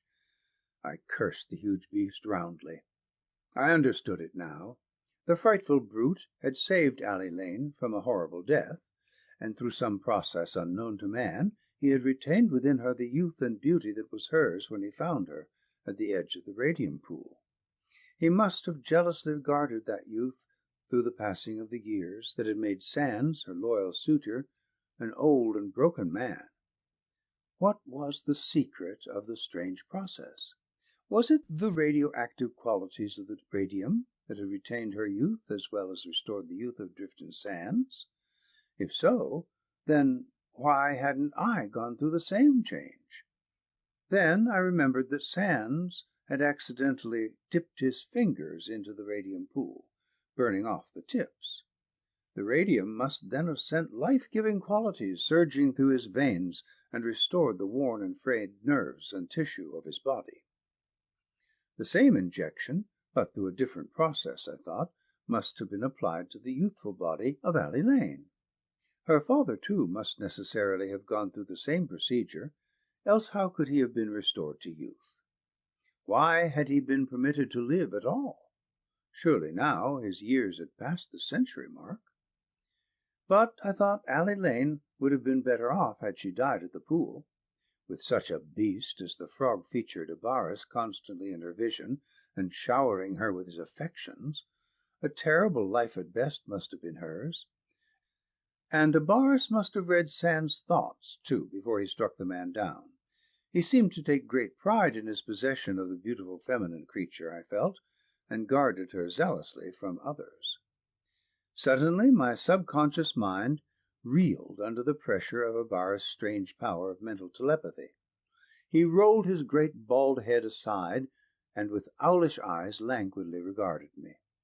My gaze became fastened on his steadily blinking lids.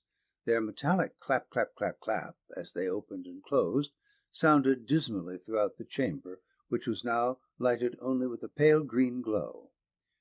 The three figures on the throne, a deeper green, but tinged with a brilliant red aurora, sat quietly. I wondered what had become of Drifton Sands. Abaris' grotesque features stood out abruptly, and seemed almost as fair as Ally Lane and her father, under the mixture of colours that glowed from the green and red hues. His great eyes bored into mine so deeply that I felt a sudden panic seize me. "You, ignorant man of the earth, have seen the power of Jupiter, greatest and most powerful planet in the universe." Abaris' words, booming and unspoken, reached my mind. I thought it strange that these grotesque beings could converse in my own language, and by mental process at that. "Yes," I admitted reluctantly, "I have seen them. But do you know that one of our American bombing planes could fly over here and blow you and your crowd to hell?"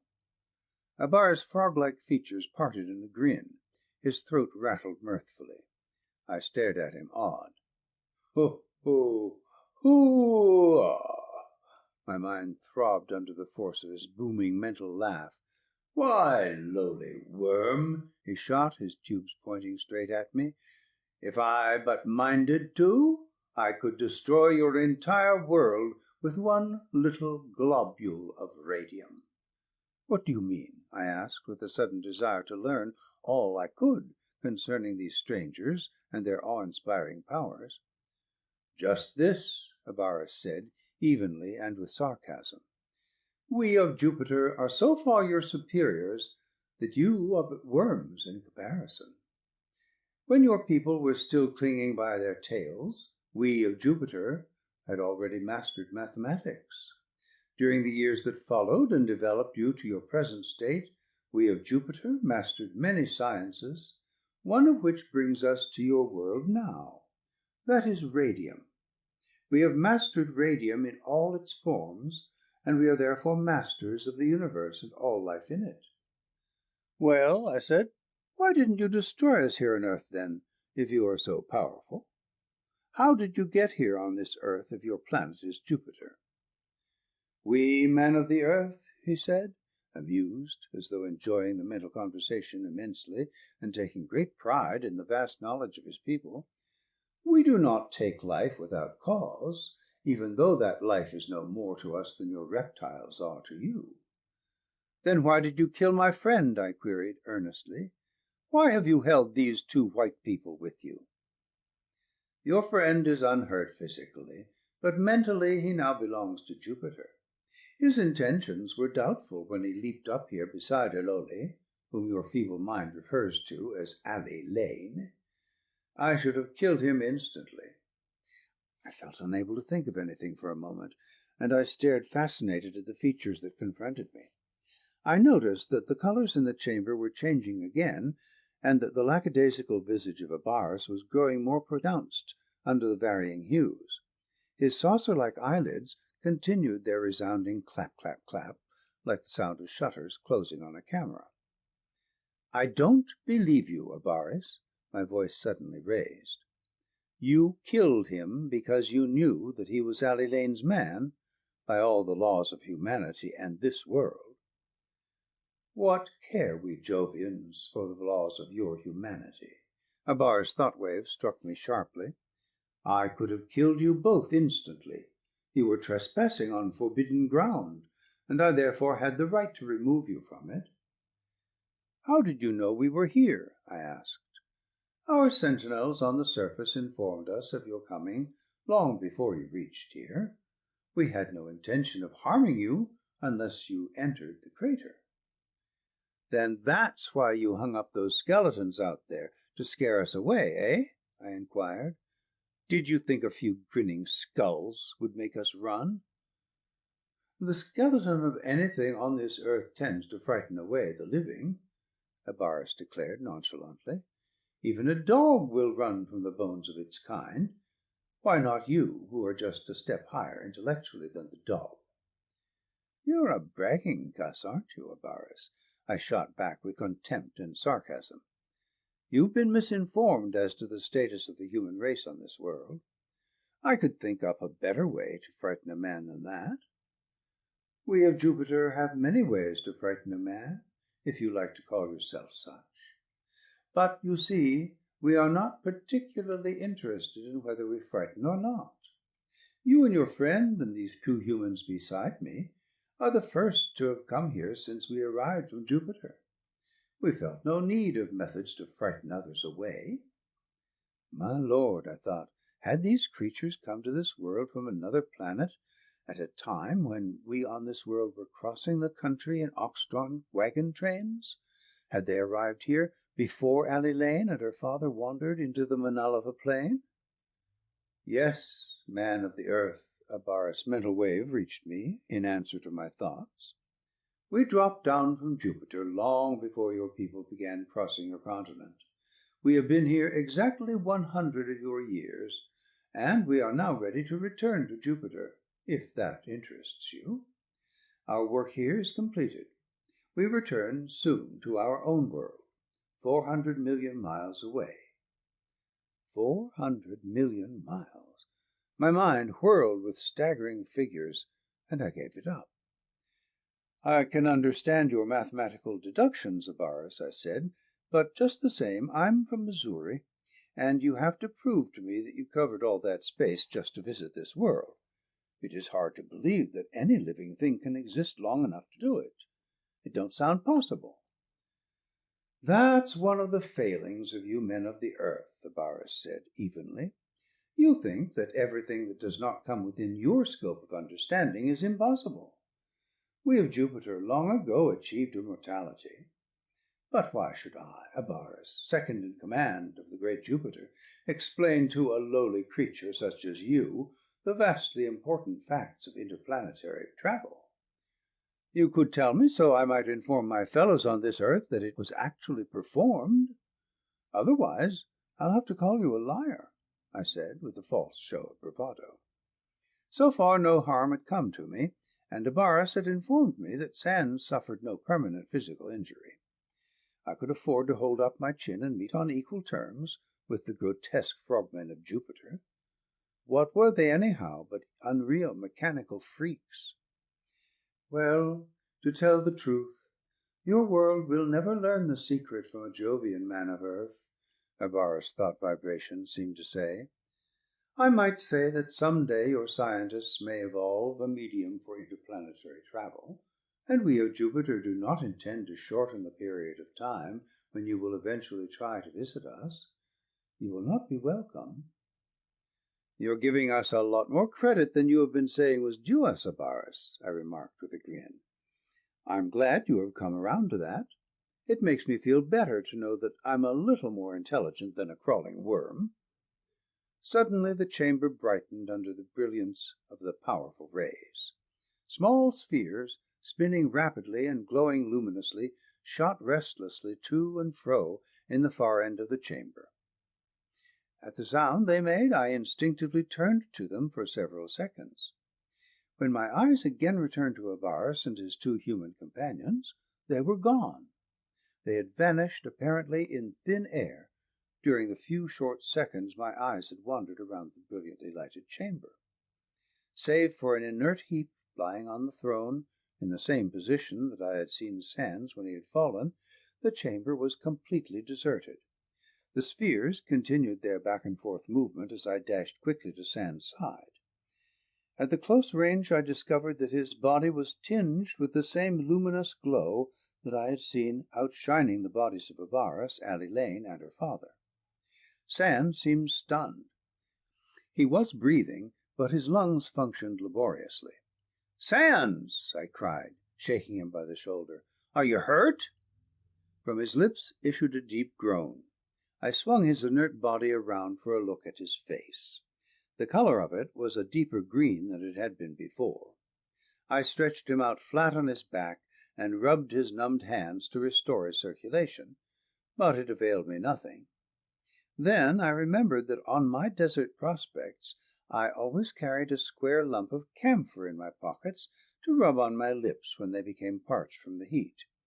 I searched through my pockets for it, and was overjoyed when I found it. It was soft and spongy. Quickly I massaged Sand's lips and nostrils.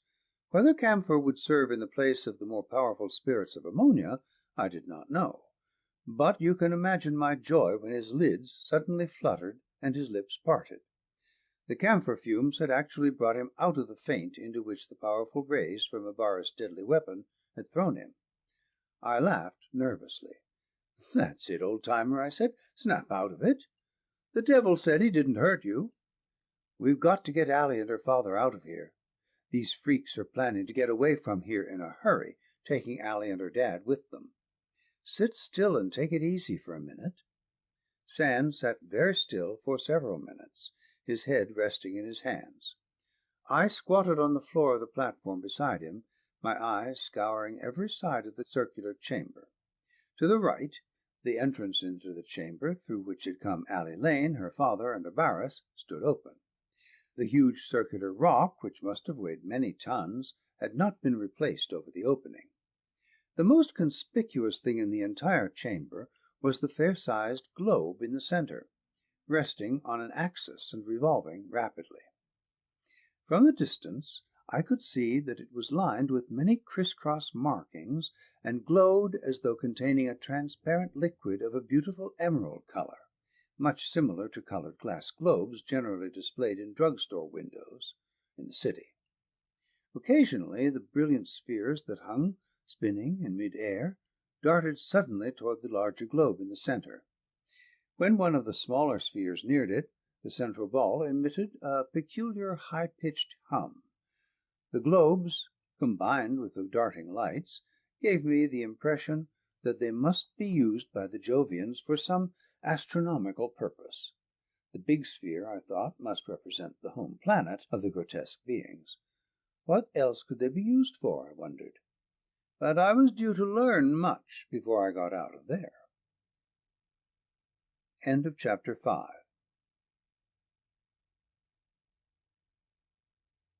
Chapter 6. Sands recovers. Presently Sands stood erect. He looked around him for several seconds, evidently to get his bearings. I watched him nervously. What had Abaris meant when he said that mentally Sands belonged to Jupiter? I knew when I looked into Sands' eyes. Like fathomless abysses, his eyes glowed like sulphurous fires. The pupils had grown until they seemed to disappear into the rim entirely. He seemed to be in the same trance that had held Allie Lane's and her father's eyes staring straight ahead, without apparently comprehensive powers. When I spoke to him, he merely stared blankly, although I was certain that he understood my words. His lips moved to answer, but no words formed in his throat. I shook him by the arm.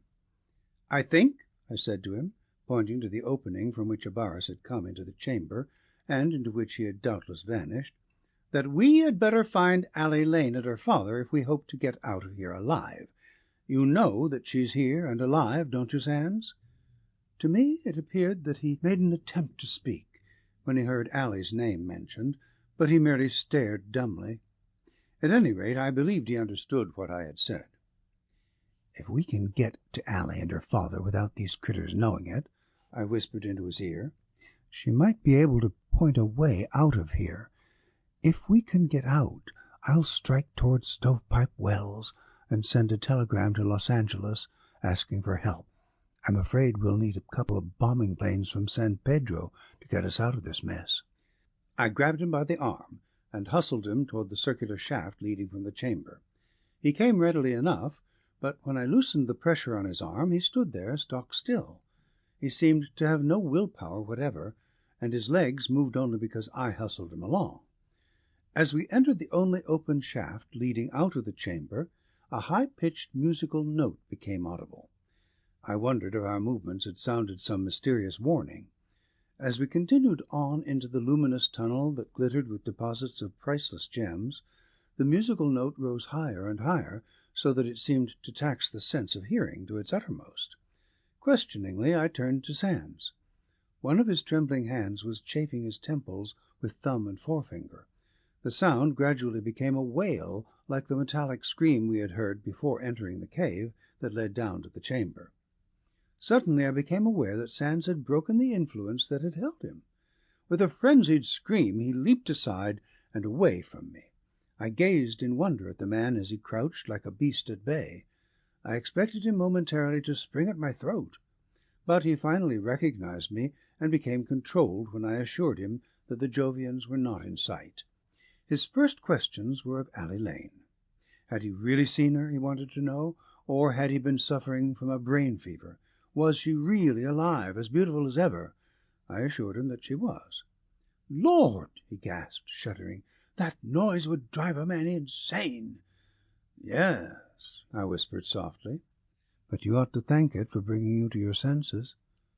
"What do you mean?" he asked blankly. "Don't you know that the big chief of these freaks bounced you for jumping onto the platform?" "I don't remember anything but that I'd seen, or dreamed I'd seen, Allie Lane alive," he said disconsolately. "Well," I explained, "the high chief, who calls himself by the name of Abaris, didn't like the idea of you getting familiar with Allie, and he knocked you out cold. I thought he killed you, and he might have at that if he wanted to. I thought you were a goner." "He's got a hell of a nerve, then," he exploded, his face twitching in terrible rage that under the glow of green made him almost as grotesque as Abaris himself. "I've loved Allie Lane all my life, and now that I've found her, nothing but death will stop me from having her." "We haven't found her yet, Sands," I reminded him softly. "She's somewhere down this tunnel. I think we ought to get to her as soon as we can. Those devils are going to leave here. Abaris will probably take Allie with him."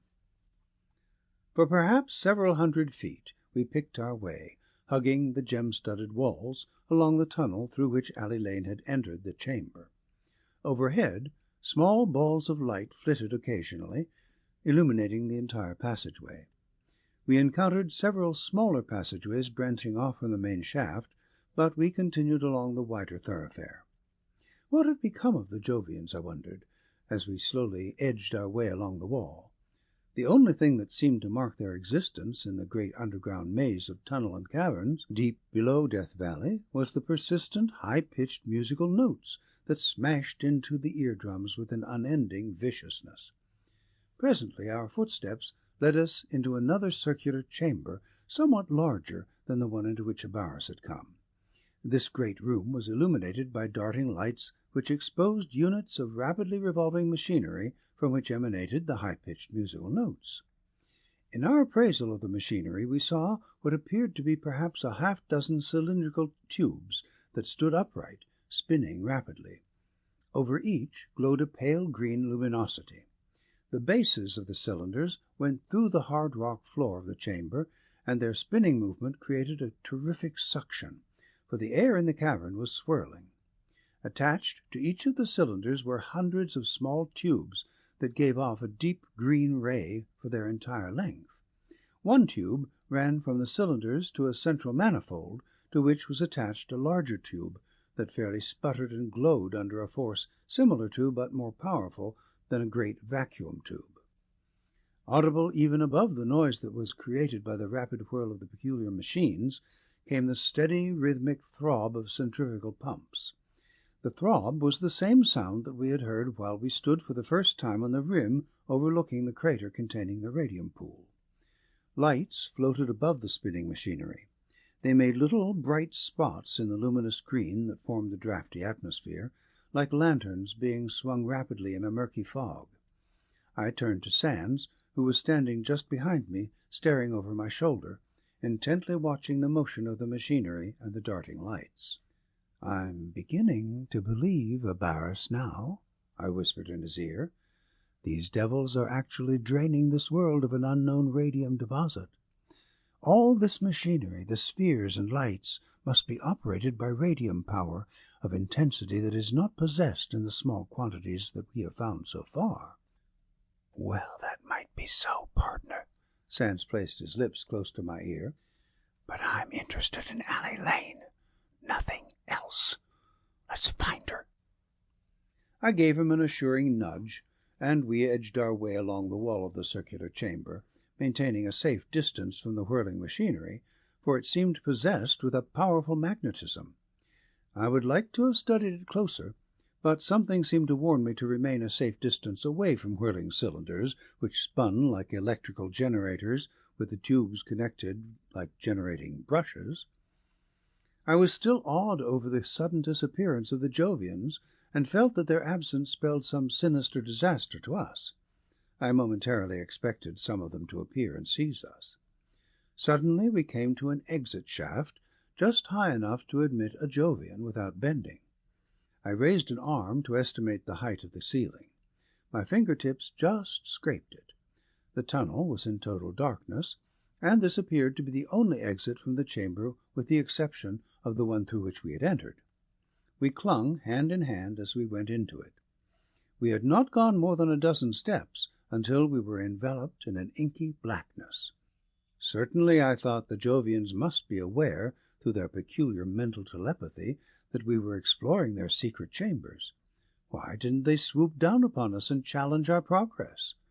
Perhaps, I thought, they did not figure it worth while, believing that we would eventually lose ourselves in the network of underground vistas, tunnels, and chambers, and die as the result. It was a grim outlook for both of us at best, but I had one thing, the assurance of Abaris himself, that the Jovians had no intention of harming us seriously. Eventually we became somewhat accustomed to the inky blackness of the tunnel, and we were able to make out the forms of each other. Staring straight ahead, I discovered what I accepted to be a small circular hole, through which came a faint luminosity. We made for it as rapidly as we could, although we were extremely cautious and fearful lest we step into one of the bottomless abysses which I felt existed in the underground world. We edged our way along the tunnel for perhaps a quarter of a mile, before we eventually came to the circular light which we had seen. I was not surprised when we found that it was an entrance or an exit of another chamber. We approached it carefully, not knowing what might lie ahead. We had no intention of exposing ourselves to the ire of Abaris, could we help it. We wanted to find Allie Lane and her father, now that he too was alive. I crawled on hands and knees to the tunnel outlet.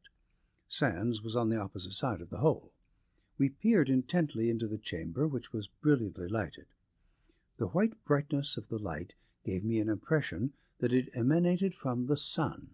It blinded us temporarily. The chamber was decorated gorgeously in purple and gold drapes that hung suspended from the room's walls.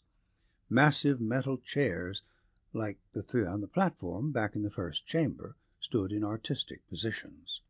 On one side of the wall, draped with a yellow cloth of metal that glistened like fire in the brilliant light, hung a great sheet of glass-like material that mirrored other objects in the chamber. Under it stood a golden dressing-table, at which was a frail silver bench. Truly, I thought as I surveyed the mirror, vanity, and bench, these objects could be of no use to anyone except a beautiful woman. The thought gave birth to another idea. Perhaps this was the room to which Allie Lane had been confined. My eyes wandered to the far end of the chamber. To my surprise, there stood near the wall a massive couch that seemed to have been hewn from a great emerald block. Its coverings were of a soft silken material edged with gold. As I stared at the beautiful piece, my eyes detected a slight movement of the coverings. I looked on the couch, awestruck. There, before our very eyes, and apparently alone, lay Allie Lane on the silken-covered emerald couch. From underneath her brilliant robes protruded a dainty foot and ankle. Her face lay buried in her arms, and her body racked with silent sobs, her brown hair shimmering in the glare of the light. I looked at Sands across the tunnel outlet. He stared intently at the reclining figure, his mouth agape. He allowed a hand to run nervously across his brow, as though to gain assurance that his eyes were not playing him false. Then I made a careful scrutiny of the chamber to make certain that Allie was alone. "Sands," I hissed in low undertones that could not have been heard beyond the few feet that separated us. "There's your chance. There's Allie Lane on that couch, sobbing for you. Go to her, partner. I'll stay here and watch." Sands looked at me for an instant. Then, taking my hand, he squeezed it until my fingers ached. "Thanks, pard. was all he said, but his eyes showed what words would fail to tell. Releasing his grip on my hand, he stepped softly into the chamber and strode lightly with a buoyant step toward the silken couch. A lump arose in my throat as I watched him moving swiftly toward the girl he had gone through hell to find. Few men would have remained loyal as he to this slip of a girl, and hunted in every nook of California for more than 40 long, weary years. It was his great love for her in the first place, his beautiful sense of loyalty, that had caused me to join him in the last few years of his search. Now he was at her side. "Allie, Allie!" His voice, softly appealing, came to me where I squatted, silently guarding the chamber. My eyes wandered around the room, nothing escaping them. Again came Sand's appealing call. I looked at him as he stood beside the couch, arms outstretched. The girl lay perfectly still now, and her face remained buried in her arms, as though fearful to look up. Slowly her head turned. From where I squatted I could see her profile as it turned toward Sand's, tears like pearls streaming down her cheek. I expected to see again her sweet features staring mutely blank, as they were when I first beheld her. Suddenly the girl sat upright and turned her face up to Sand's. Her eyes widened in amazement and fright. I watched her closely, temporarily forgetting my own sworn duty to stand guard over the chamber. Would she recognize her lover of 40 years ago? I wondered if she really would. Or was she still under the spell of some strange Jovian trance? My blood pounded at my temples in those few seconds of uncertainty. I could imagine her amazement at seeing Sands, but I could not comprehend her delay in flying to his embrace if she still loved him. She sat very still, staring up into Sands' luminous green features with their month's growth of beard. Perhaps his radium affliction and his beard had puzzled her, I thought. That was true. She did not recognize him immediately as the result. For long minutes she stared at him through glistening tears. Then, with a soft cry, Allie Lane literally flew into his arms. Sands squeezed her close to him, his face buried in her tumbled brown hair. A feeling of exultation and of triumph surged through my whole body, and I slapped my thigh with joy. I was immensely happy, but my joy was short-lived. I always was more or less of a crank, and my happiness soon fled before a cloud of gloom that formed sinister thoughts in my brain. Now that Sands and Allie Lane were together again, how were they to escape from the underground outpost of Jupiter? If we did succeed in finding our way out of the maze of tunnels, how did we expect to traverse Death Valley without water? It was impossible. Better had we all remained hidden far below Death Valley's burning surface than to expose ourselves to the sinister power of Abaris or the terrible fatal heat of the surface. Meanwhile my attention was drawn again to the two lovers as they stood beside the silken couch. Allie nestled close to the broad, powerful chest of her sweetheart, and spoke to him in a low, musical voice. Quickly I glanced around the room, trying not to listen to them. I had already a violent feeling of being an intruder on their reunion. "Oh, Robert," her voice tense with both fright and joy, "how did you ever find me? Why did you risk your life to come here, in the midst of these terrible creatures? I'm so afraid." "I love you, Allie," Sands whispered affectionately. "I love you better than life itself. I've searched for you for many years, and I would have continued searching until I could no longer crawl. At last I have found you, Allie, and I shall never leave you again." "Why, Robert," she suddenly exclaimed, "you haven't searched for me for many years. You couldn't have, because you are just the same Bob Sands you were when you started to California. Why did you let those terrible whiskers grow? I don't like them." Allie emitted a little musical laugh, then continued, "You must shave those horrible whiskers off at once. Don't you know, Allie dear, that you have been lost from me for over 40 years? I've been searching so long that I've lost track of time," Sands whispered softly, looking into her expressive eyes. A smile played at the corners of her lips. "You are fooling, Robert," she said, searching his face for proof of jest. "It just couldn't be. Why, Robert, I'd be an old woman now if it were true. I'd be almost 60. "Good Lord!" I gasped to myself as I stood guard over the chamber and this secret love-tryst between Alley Lane and Drifton Sands.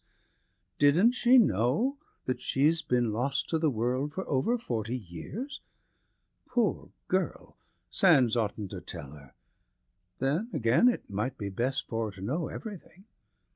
I listened intently, for now I wanted to learn any information that Alley might give to Sands regarding the grotesque Jovians and their plans.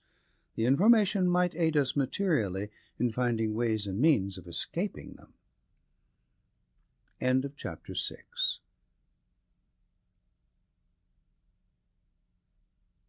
Chapter 7. How to Escape. She was crying softly. "It's hard to believe you, Robert. I know that you wouldn't lie to me, but it does seem impossible. Why, I'm just the same as I was when you left me back in Kansas City. I don't seem to have grown older. Let me look at myself, please, dear." Alley walked with faltering steps over to the huge mirror hanging on the wall, and stared into it, her hands wandering softly over her features. Sands walked to her side and peered into the radium reflector. The reflection he witnessed there caused him to leap aside. For the first time he saw his face since the radioactive qualities of the radium had restored his youth.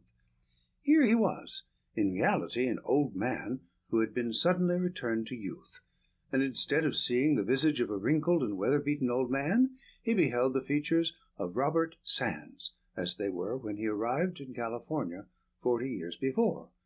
His was a surprise beyond description of words. He ran a hand over his face incredulously. Taking this opportunity to attract his attention, I whistled softly. He looked up with a jerk, and patting Alley lightly on the shoulder, he came to the entrance of the tunnel where I squatted.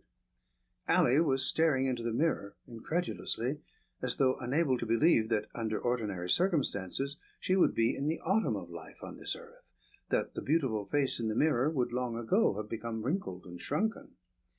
"Hadn't we better get Alley's father and try to get out of here, Sands?" I asked him.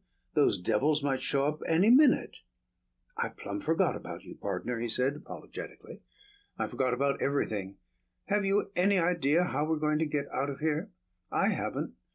Maybe Alley knows of some way. I'll ask her." "Yes, ask her now," I advised. "It's now or never." With that he walked back to Alley. At the scraping sound of his boots she turned to him, smiling joyously. "Alley, dear," I heard him whisper, "I brought a friend of mine here. He's standing guard to warn us if anyone comes. I've got him in this terrible predicament, and I want to get him out. Get you and all of us out of here. You want to go with me back to civilization, don't you, dear?" "I will go anywhere with you, Robert," she said, placing her hands on his chest endearingly. "Then, dear, can you tell me how to lead us out?" "I know of only one way to get out of here, Robert," she whispered. "But Abaris has guards there constantly. I'm afraid we could not get through them. You needn't be afraid of Abaris, Bob, dear. He has been very kind to me and Daddy." Sands snorted curtly. "He has not been so nice to me. I'd like to blast him to hell. He knocked me cold when I first saw you, Alley, out there on the throne." "You saw me there, Robert?" she asked. "And Abaris harmed you when you came near me?" "He did, Alley. Knocked me plumb out and nearly killed me." "The brute!" she said angrily. "Well, maybe we'll find a way out of here, Robert. Let me call Father. He's in the room next to me. Wait here." Sands returned to the tunnel and squatted in the semi-darkness beside me. He was breathing hard with excitement, and there was a twinkle of joy and anticipation that formed crow's feet at the sides of his eyes. He seemed suddenly a very joyous man, and forgetful of the sinister danger that hovered over all of us. What would happen, I wondered, if Abaris suddenly came upon the secret love-tryst of Sands and his sweetheart? Would he fly into a sudden rage and destroy us with his terrible invisible weapon that shot green pencil-thin rays and killed instantly? We sat silently, Sands with his thoughts on love and happiness, I with thoughts of danger and death. Presently we heard a sound like the scraping of feet. Sands and I shrank close to the tunnel's wall in the semi-darkness. Our fears fled, however, when Allie came into the chamber, followed by her father. Lane appeared, at close range, to be a man of about 40. His hair was black, and his eyes were grey and penetrating. His carriage was that of a man in his prime of life, full of power and vigour, and his eyes flashed as they searched Allie's room nervously. Sands got to his feet, and walked slowly into the lighted chamber. Lane stopped abruptly, and surveyed him with an incredulous stare. Suddenly he stepped swiftly to Sands' side. Their hands met firmly. "I'd given up all hope of ever seeing you again, Bob," he said in a clear voice that tingled with excitement. "It is indeed a pleasure to have you with us again. I'm sure Allie is glad." "Thanks, Mr. Lane," Sands returned. "It's been a long time, but I've struggled hard for this meeting. You fared well under conditions, you and Allie, but we've got to get away from these frog-faced freaks here. Tell me what you know about a way out, and we'll start at once." "Just like you, Bob," Lane said, admiringly. "You always did want to be the first to get started. Let's sit down and talk it over. I'm terribly afraid that we'll find it hard to get out, however." "I've gone through a lot," Sands whispered. "A little more wouldn't amount to much." "Maybe not, Bob," Lane interjected with a frown. "But this is one time when you do not know what you are up against. As much as I'd like to get back home to my friends, I can't see any definite way to escape. But I'll cooperate to the fullest, for yours and Allie's sake."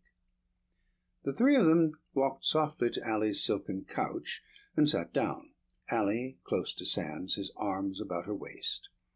I heard a faint sound issuing from the tunnel that led from Lane's chamber. I held my breath in fear. Was Abaris, or some of his Jovians, coming upon the scene? My blood pounded as I listened, with my hands cupped behind my ears to magnify any sound. No more sounds came, and I breathed easier. I turned again to the three in Allie's room. Lane was speaking. His voice, in muffled tones, reached me. "Allie explained to me how you came to be here, Bob," he was saying, "so we won't recount it again. These strange people here claim they are from the planet Jupiter, and came here solely for the purpose of obtaining a great supply of radium. It seems that they have exhausted the supply on their own planet. Through delicate instruments, Abaris says, their scientists discovered that this Earth contained a great deposit of the metal. They henceforth set out to get it, because life on their planet depends upon it for existence. If Abaris fails, it means that perhaps the entire population of Jupiter will be wiped out, unless some other heavenly body is found to contain a deposit." "How the devil did they ever get here?" Sands asked, interestedly. "I'm coming to that now, Bob," Lane continued, softly. "It sounds quite impossible, but it is a fact that Abaris and his henchmen left Jupiter in a great spherical machine similar to some of the spheres that you probably saw on your way in here. This sphere, which is capable of interstellar travel, propelled by a radium process known only to their mechanics, is ready at this minute to return to Jupiter with a greater stock of that metal. For a long time they have been pumping radium out of the Earth and sending it to Jupiter in small spheres, which are controlled and guided by an unknown source of power. Abaris says that the deposit here is about exhausted, and the cylinder pumps are bringing up the last drops of radium existing in this Earth. Abaris expects to halt the pumps very soon and enter the interplanetary sphere for departure to Jupiter. He has said that we were to accompany him to his planet, and being unable to escape, Allie and I have resigned ourselves to whatever fate is in store for us. I must admit that Abaris has been very good to us, and while we would certainly like to get back to our people, I hold no animosity against him, except, of course, that his appearance, as are all the rest of his kind, is horrifying to us. But we have become adapted to the environment. Yet we must naturally rebel against being spirited away from this glorious world of ours, to perhaps be regarded on Jupiter much in the same manner as we have looked upon strange animals here. For some time I have suspected that Abaris, in his grotesque way, is exceptionally fond of Allie. She is wanted for nothing. Her every wish has been granted, but he will not consent to our appearing before the multitude unless we submit to being placed under a strange power. In other words, we are forced to undergo hypnotism for a reason that I have not been able to learn. That is why we did not see you when you stood before the platform in the throne chamber. As Allie told you, there is one exit from this underground world, and that is guarded constantly either by the Jovians themselves or their grotesque, death-dealing mechanical guards in the shape of a cactus tree with arms like an octopus. The mechanical Jovians seem to have all the powers of the creatures themselves, lacking only their mental faculties. Unless controlled by a living hand, they are helpless. These Jovians are really geniuses in all forms. You have seen the series of spheres in the throne room, with the large hall in the center. The large sphere is Jupiter in a miniature orbit. The small spheres are its moons, as good Abaris explained to us. Through these, they are able to watch the progress of the radium spheres as they shoot their way toward Jupiter. The large spheres show their passage very plainly, but these explanations of Jovian objects and scientific genius are not getting us to our goal. So let us consider the possibility of escape. I have a plan that we may be able to use. I listened intently to the plan of possible action as Lane outlined it to Sands. Allie's father explained that at a certain time the guards at the only avenue of escape would be changed, and the mechanical Jovians, with their tentacle-like arms, controlled by a remote central, would be put in their places. Lane explained how he had previously located the source of control over the mechanical men, and was therefore perhaps in the position to disconnect the controlling system and suspend their activity. This sounded like a very excellent plan, but how, I thought, would it be possible for us to steal near the central control apparatus in our attempt to disconnect it? Surely the Jovians must maintain a constant guard over such delicate and important apparatus.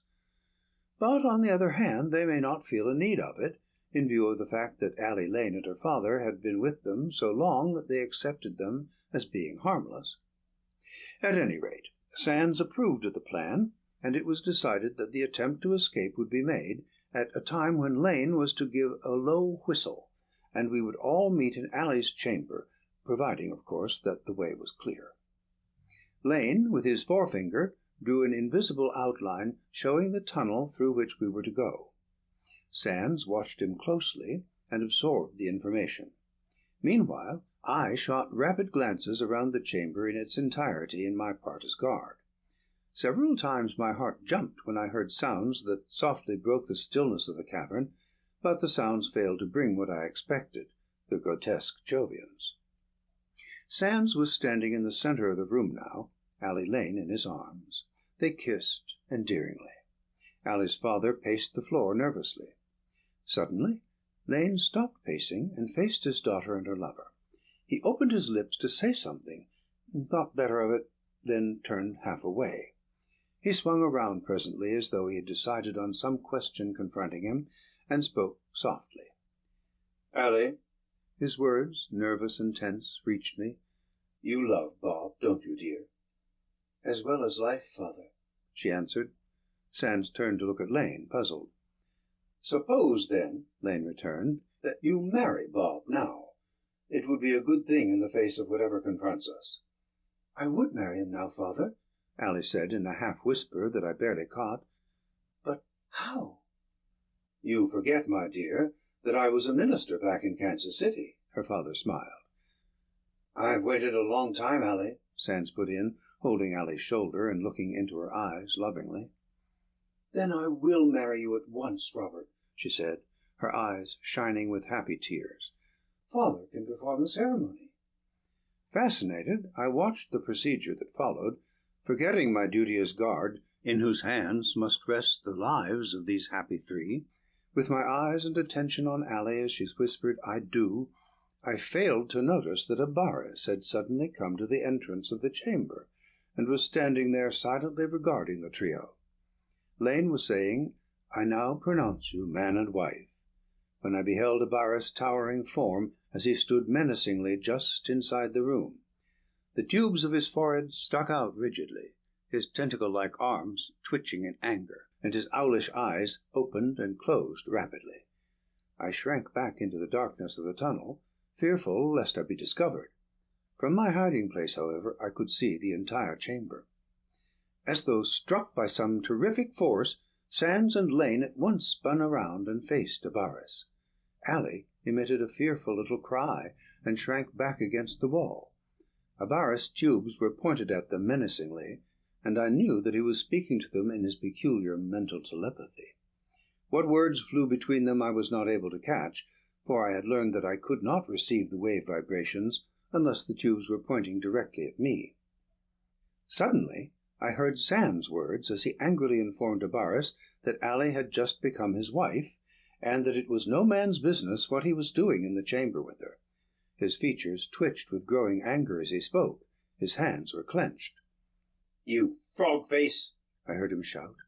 "I've searched for Allie Lane for 40 years. Now that I have found her and she has become my wife, you nor anyone else can take her away from me alive." "Eloli is the bride of Jupiter, man of the earth." I got the thunderous vibrations from Abaris' tubes, which now waved spasmodically in all directions. His thoughts were so powerful that they carried to me where I crouched. "Allie Lane is my wife," cried Sands hotly. "We'd die before she goes with you to your planet of crazy freaks." "Yes, Abaris," Lane put in weakly, shaking as one palsied. "Allie is this man's wife. You cannot take her away from him. It is the law of humanity." Abaris' frog-like beak opened and then closed with a resounding snap. I expected him momentarily to bring into play his terrible invisible ray of death. His skinny tube-like legs held up his barrel-shaped body admirably, I thought, as I watched him from my hiding-place. They seemed like stilts, unjointed except at the hips, around which was draped a narrow breech-cloth of gold-edged purple. His body glistened oilily, and around his bald, misshapen head rested a thin metal band, glowing luminously green. His antennae tubes waved angrily. "Eloli goes with Abaris to Jupiter," Abaris thundered, his vibrations reaching me sharply. I shuddered under the force of his powerful thought waves. "On Jupiter we have specimens of many planetarial beings.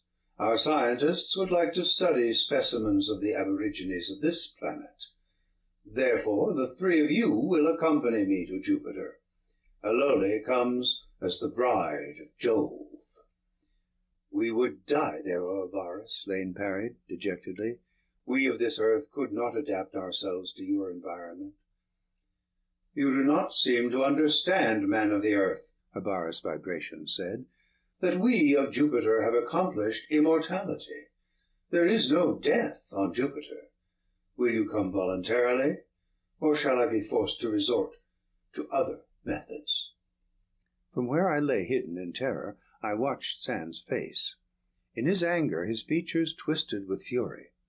I could not help him should he attempt to attack the huge Jovian commander who stood before him. If I only could, how gladly I would have gone into the chamber. Suddenly I heard a dismal hooting from somewhere behind Abaris that gradually grew nearer.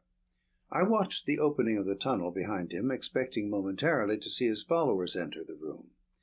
2 abreast they came, their bodies shining with freshly applied oil, their loins covered with shimmering breech-cloths. Unlike Abaris, they wore no bands around their huge heads. Like soldiers, their line broke in the center where Abaris' huge body stood like a pivot, and they single-filed around the walls of the circular chamber. I shot a quick glance at Sands.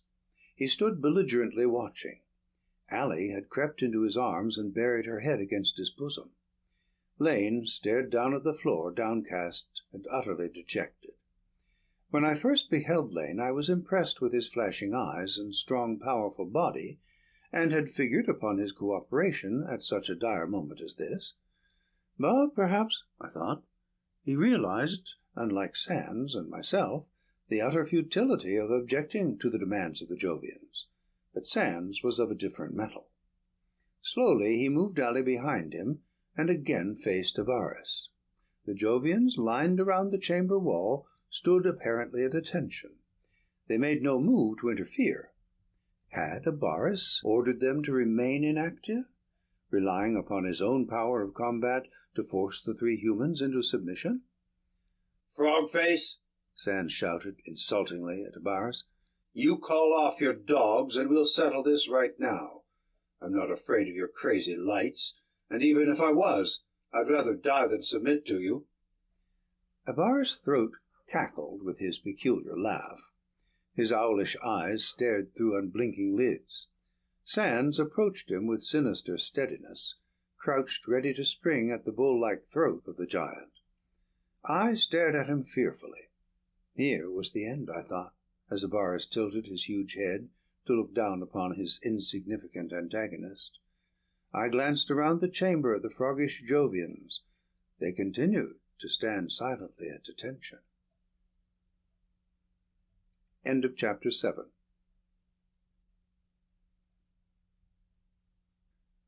Chapter 8. The Struggle.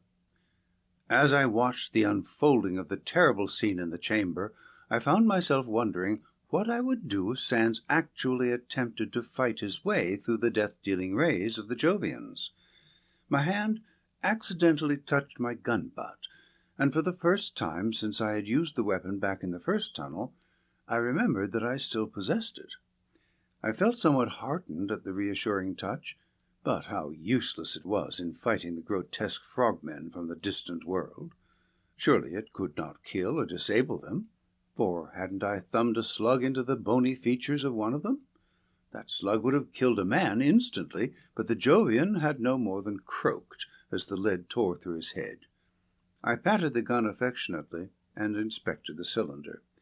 Reloading, I snapped it back into its holster with a grim determination that I would use it. Better had Ally Lane, her father, and Drifton Sands rest in peace on this earth than in mortal terror for ever on Jupiter, I thought. Suddenly my eyes were brought back to the chamber by a curdling scream.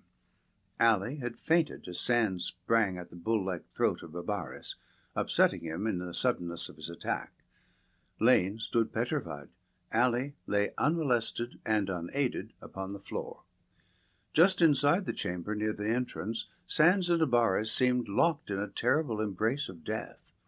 Chest to chest they lay on the floor, Sans on top, holding in his powerful hands the thin, rubber-like arms of the hideous, bestial-visaged ruler of the Jovians. Sans grunted as he strained hard to hold Abaris' flexible arms to prevent him from bringing into play the terrible weapon that seemed to be concealed in the sucker-like tips at their ends.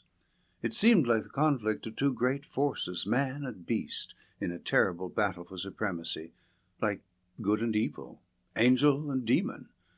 I was thrilled at the great heroism of Sans, and my heart swelled with the pride of having his loyal friendship.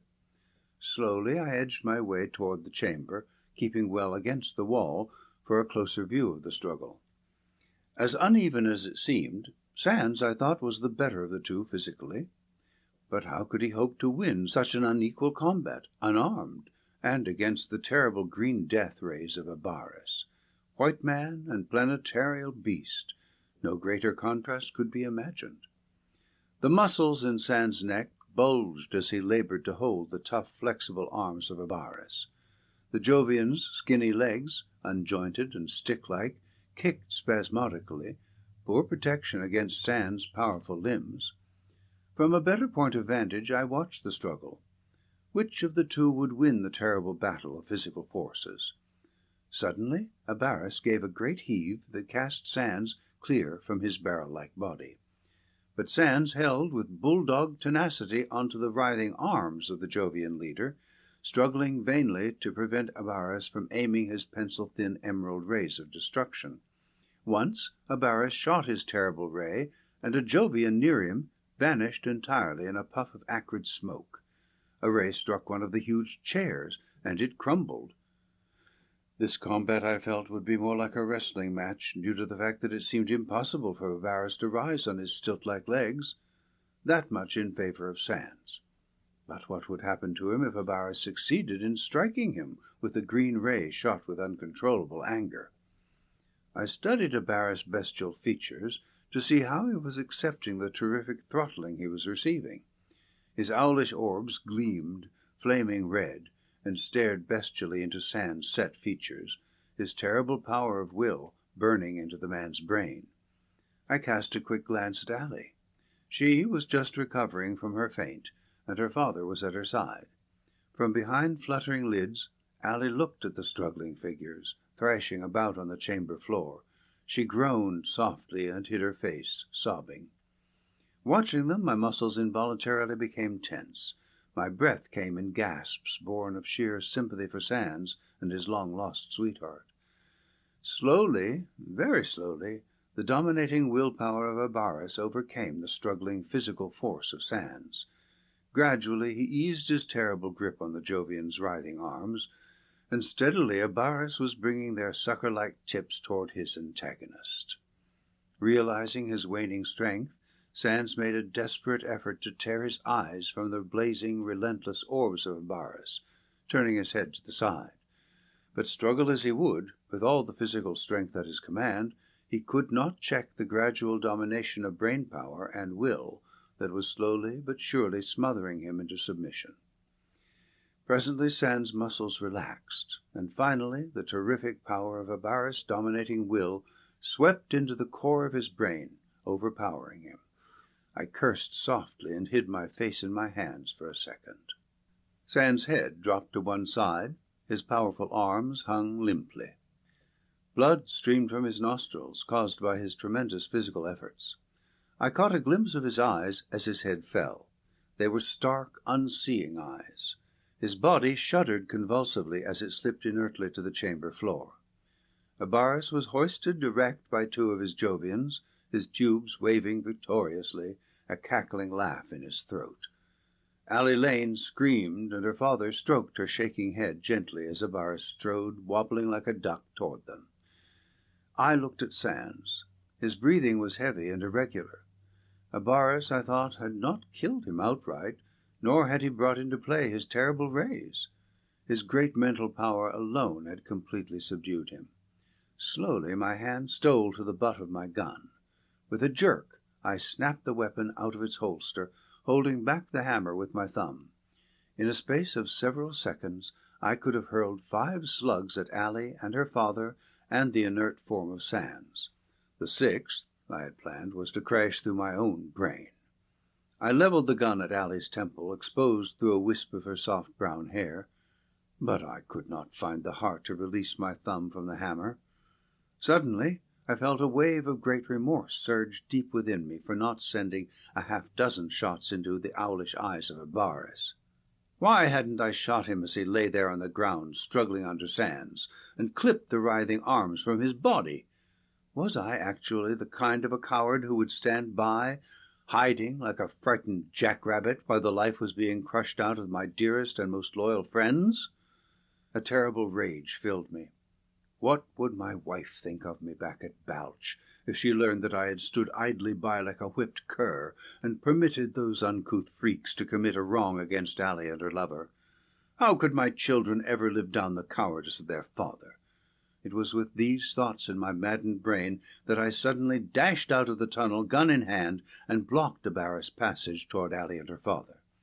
I felt a terrible urge to kill, to spill the blood, or whatever it was, that coursed through the veins of the frog-faced beasts.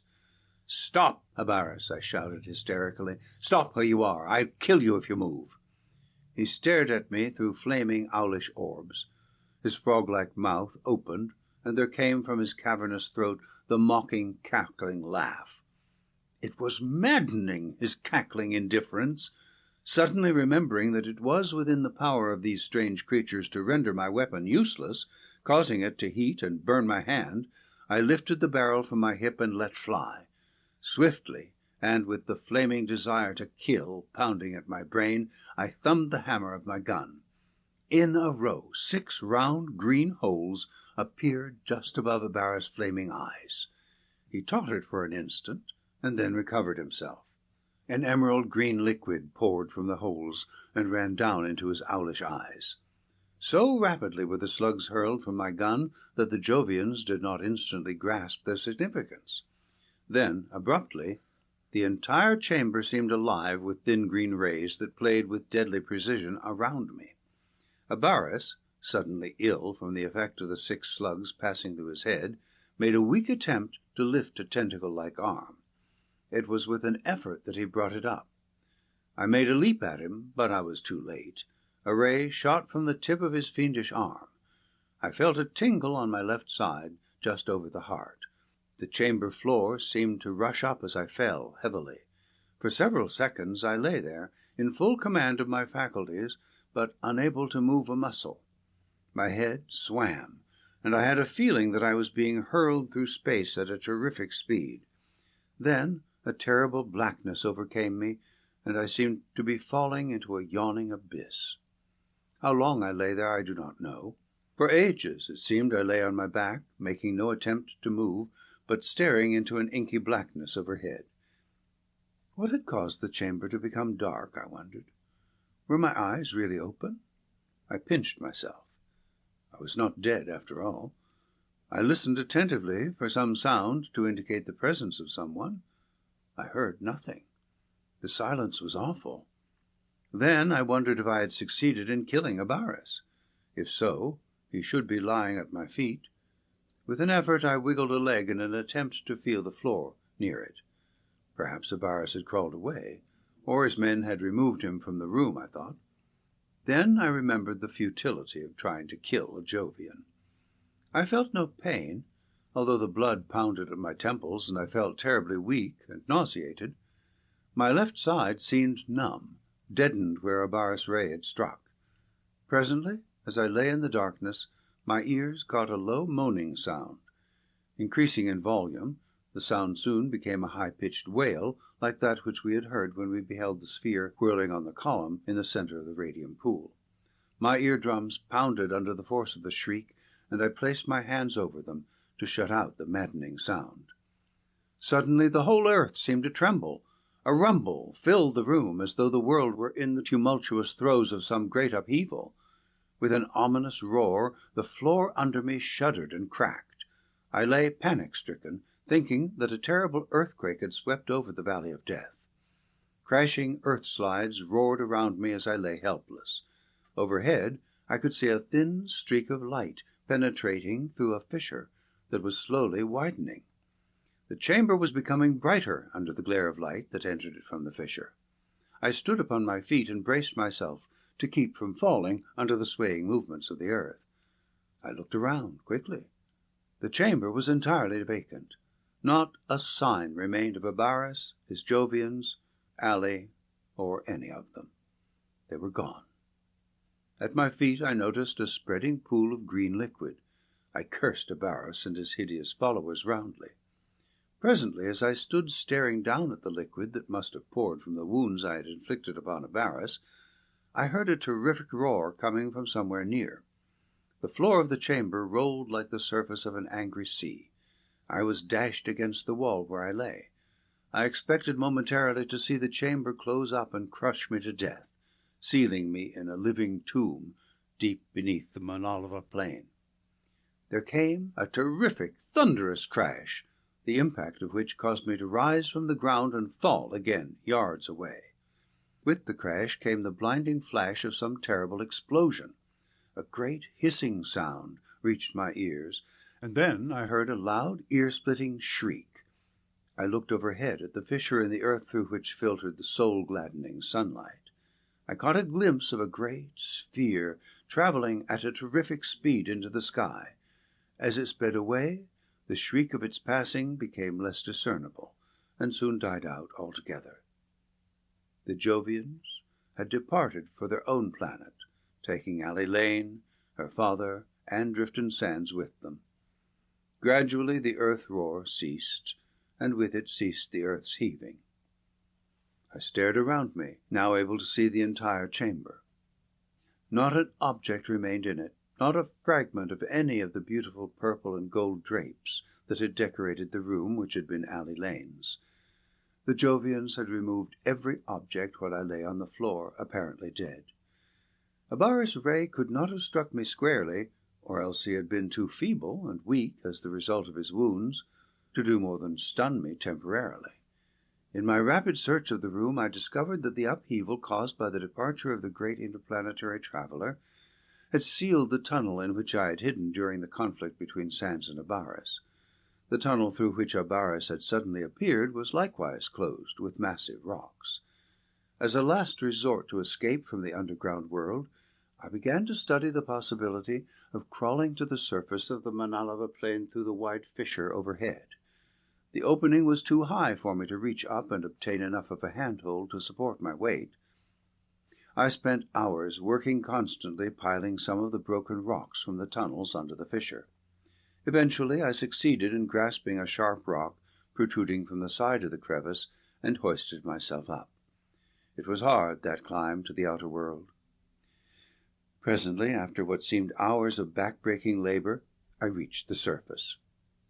How good it was to breathe the pure air of Death Valley again! The atmosphere, in spite of the terrific heat of the Manalava Plain, was sweet and beautiful.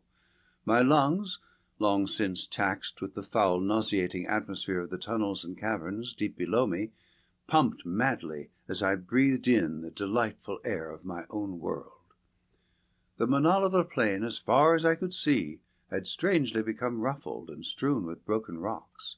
Wide fissures and crevices were visible at every hand, and on several occasions, as I picked my way off the plain, I was forced to leap over them or make wide detours in order to pass. After a terrible torture, I eventually reached the spring in the little hidden canyon. There I drank deeply of the water that had previously been pale green in color, and was now strangely colorless. I looked around the weather-broken wagons, and searched the old trunk that Sans had found before we started to follow the phantom wagon with its two mysterious humans, but failed to find anything in which I could carry a supply of water. After rolling in the spring, I struck off across the valley. It was hell, friends, and I would have lain down many times to die, but the ever-present vision of my wife and youngsters over at Balch constantly beckoned me to continue. So here I am, and I thank you, gentlemen, for saving my life. End of chapter 8.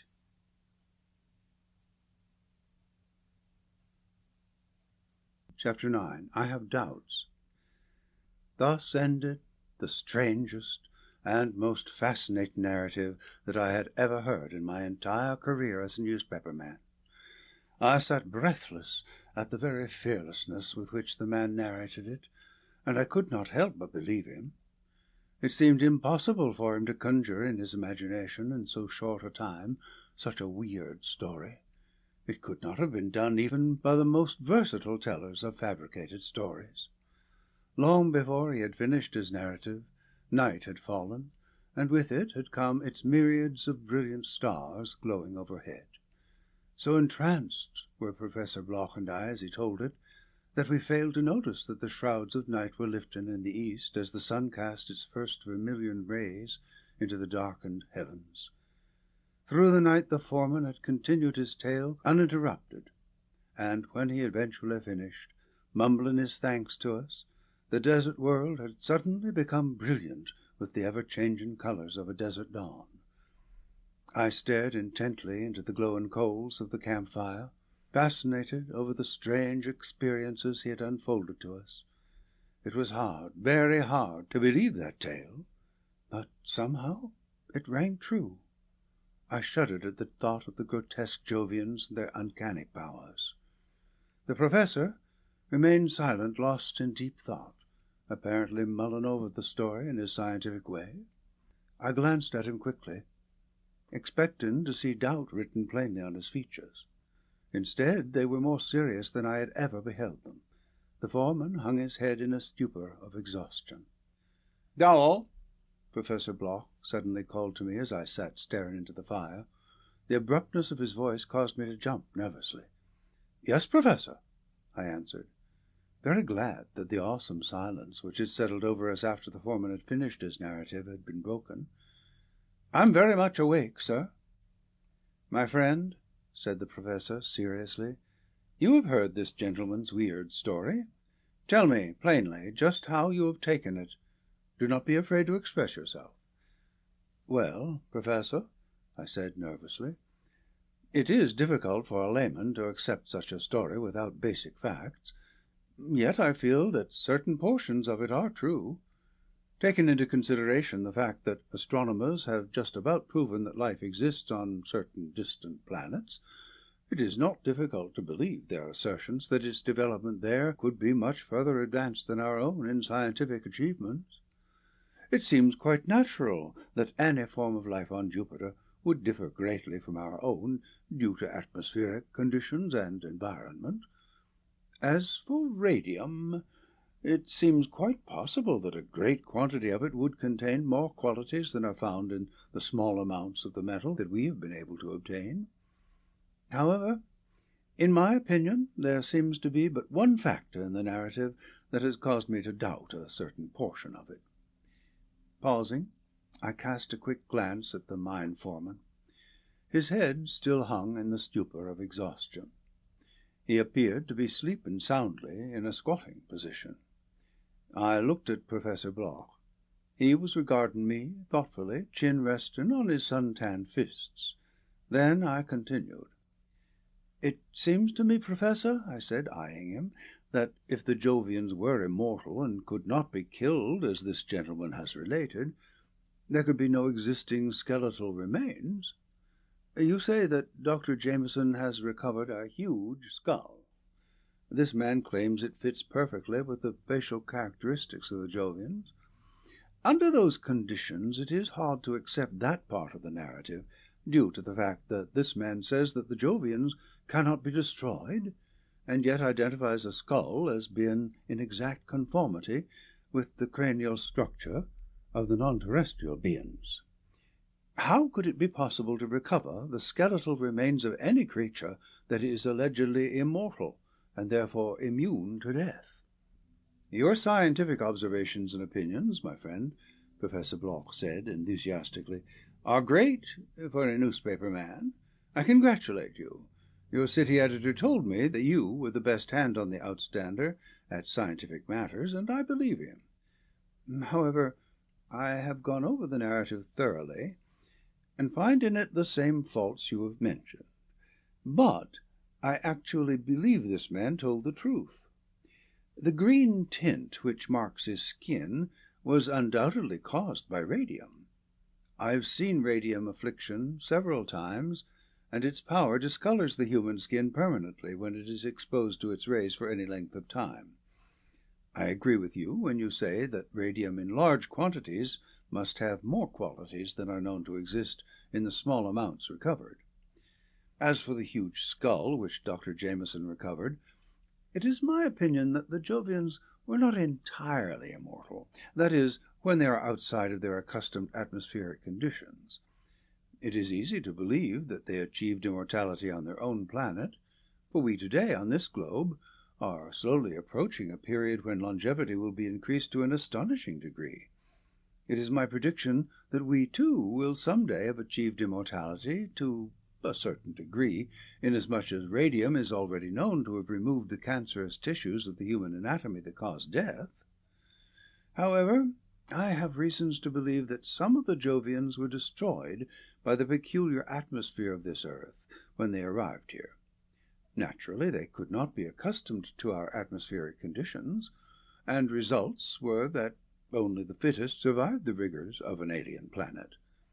We must consider that years must have been consumed before they actually succeeded in locating the underground source of the radium deposit.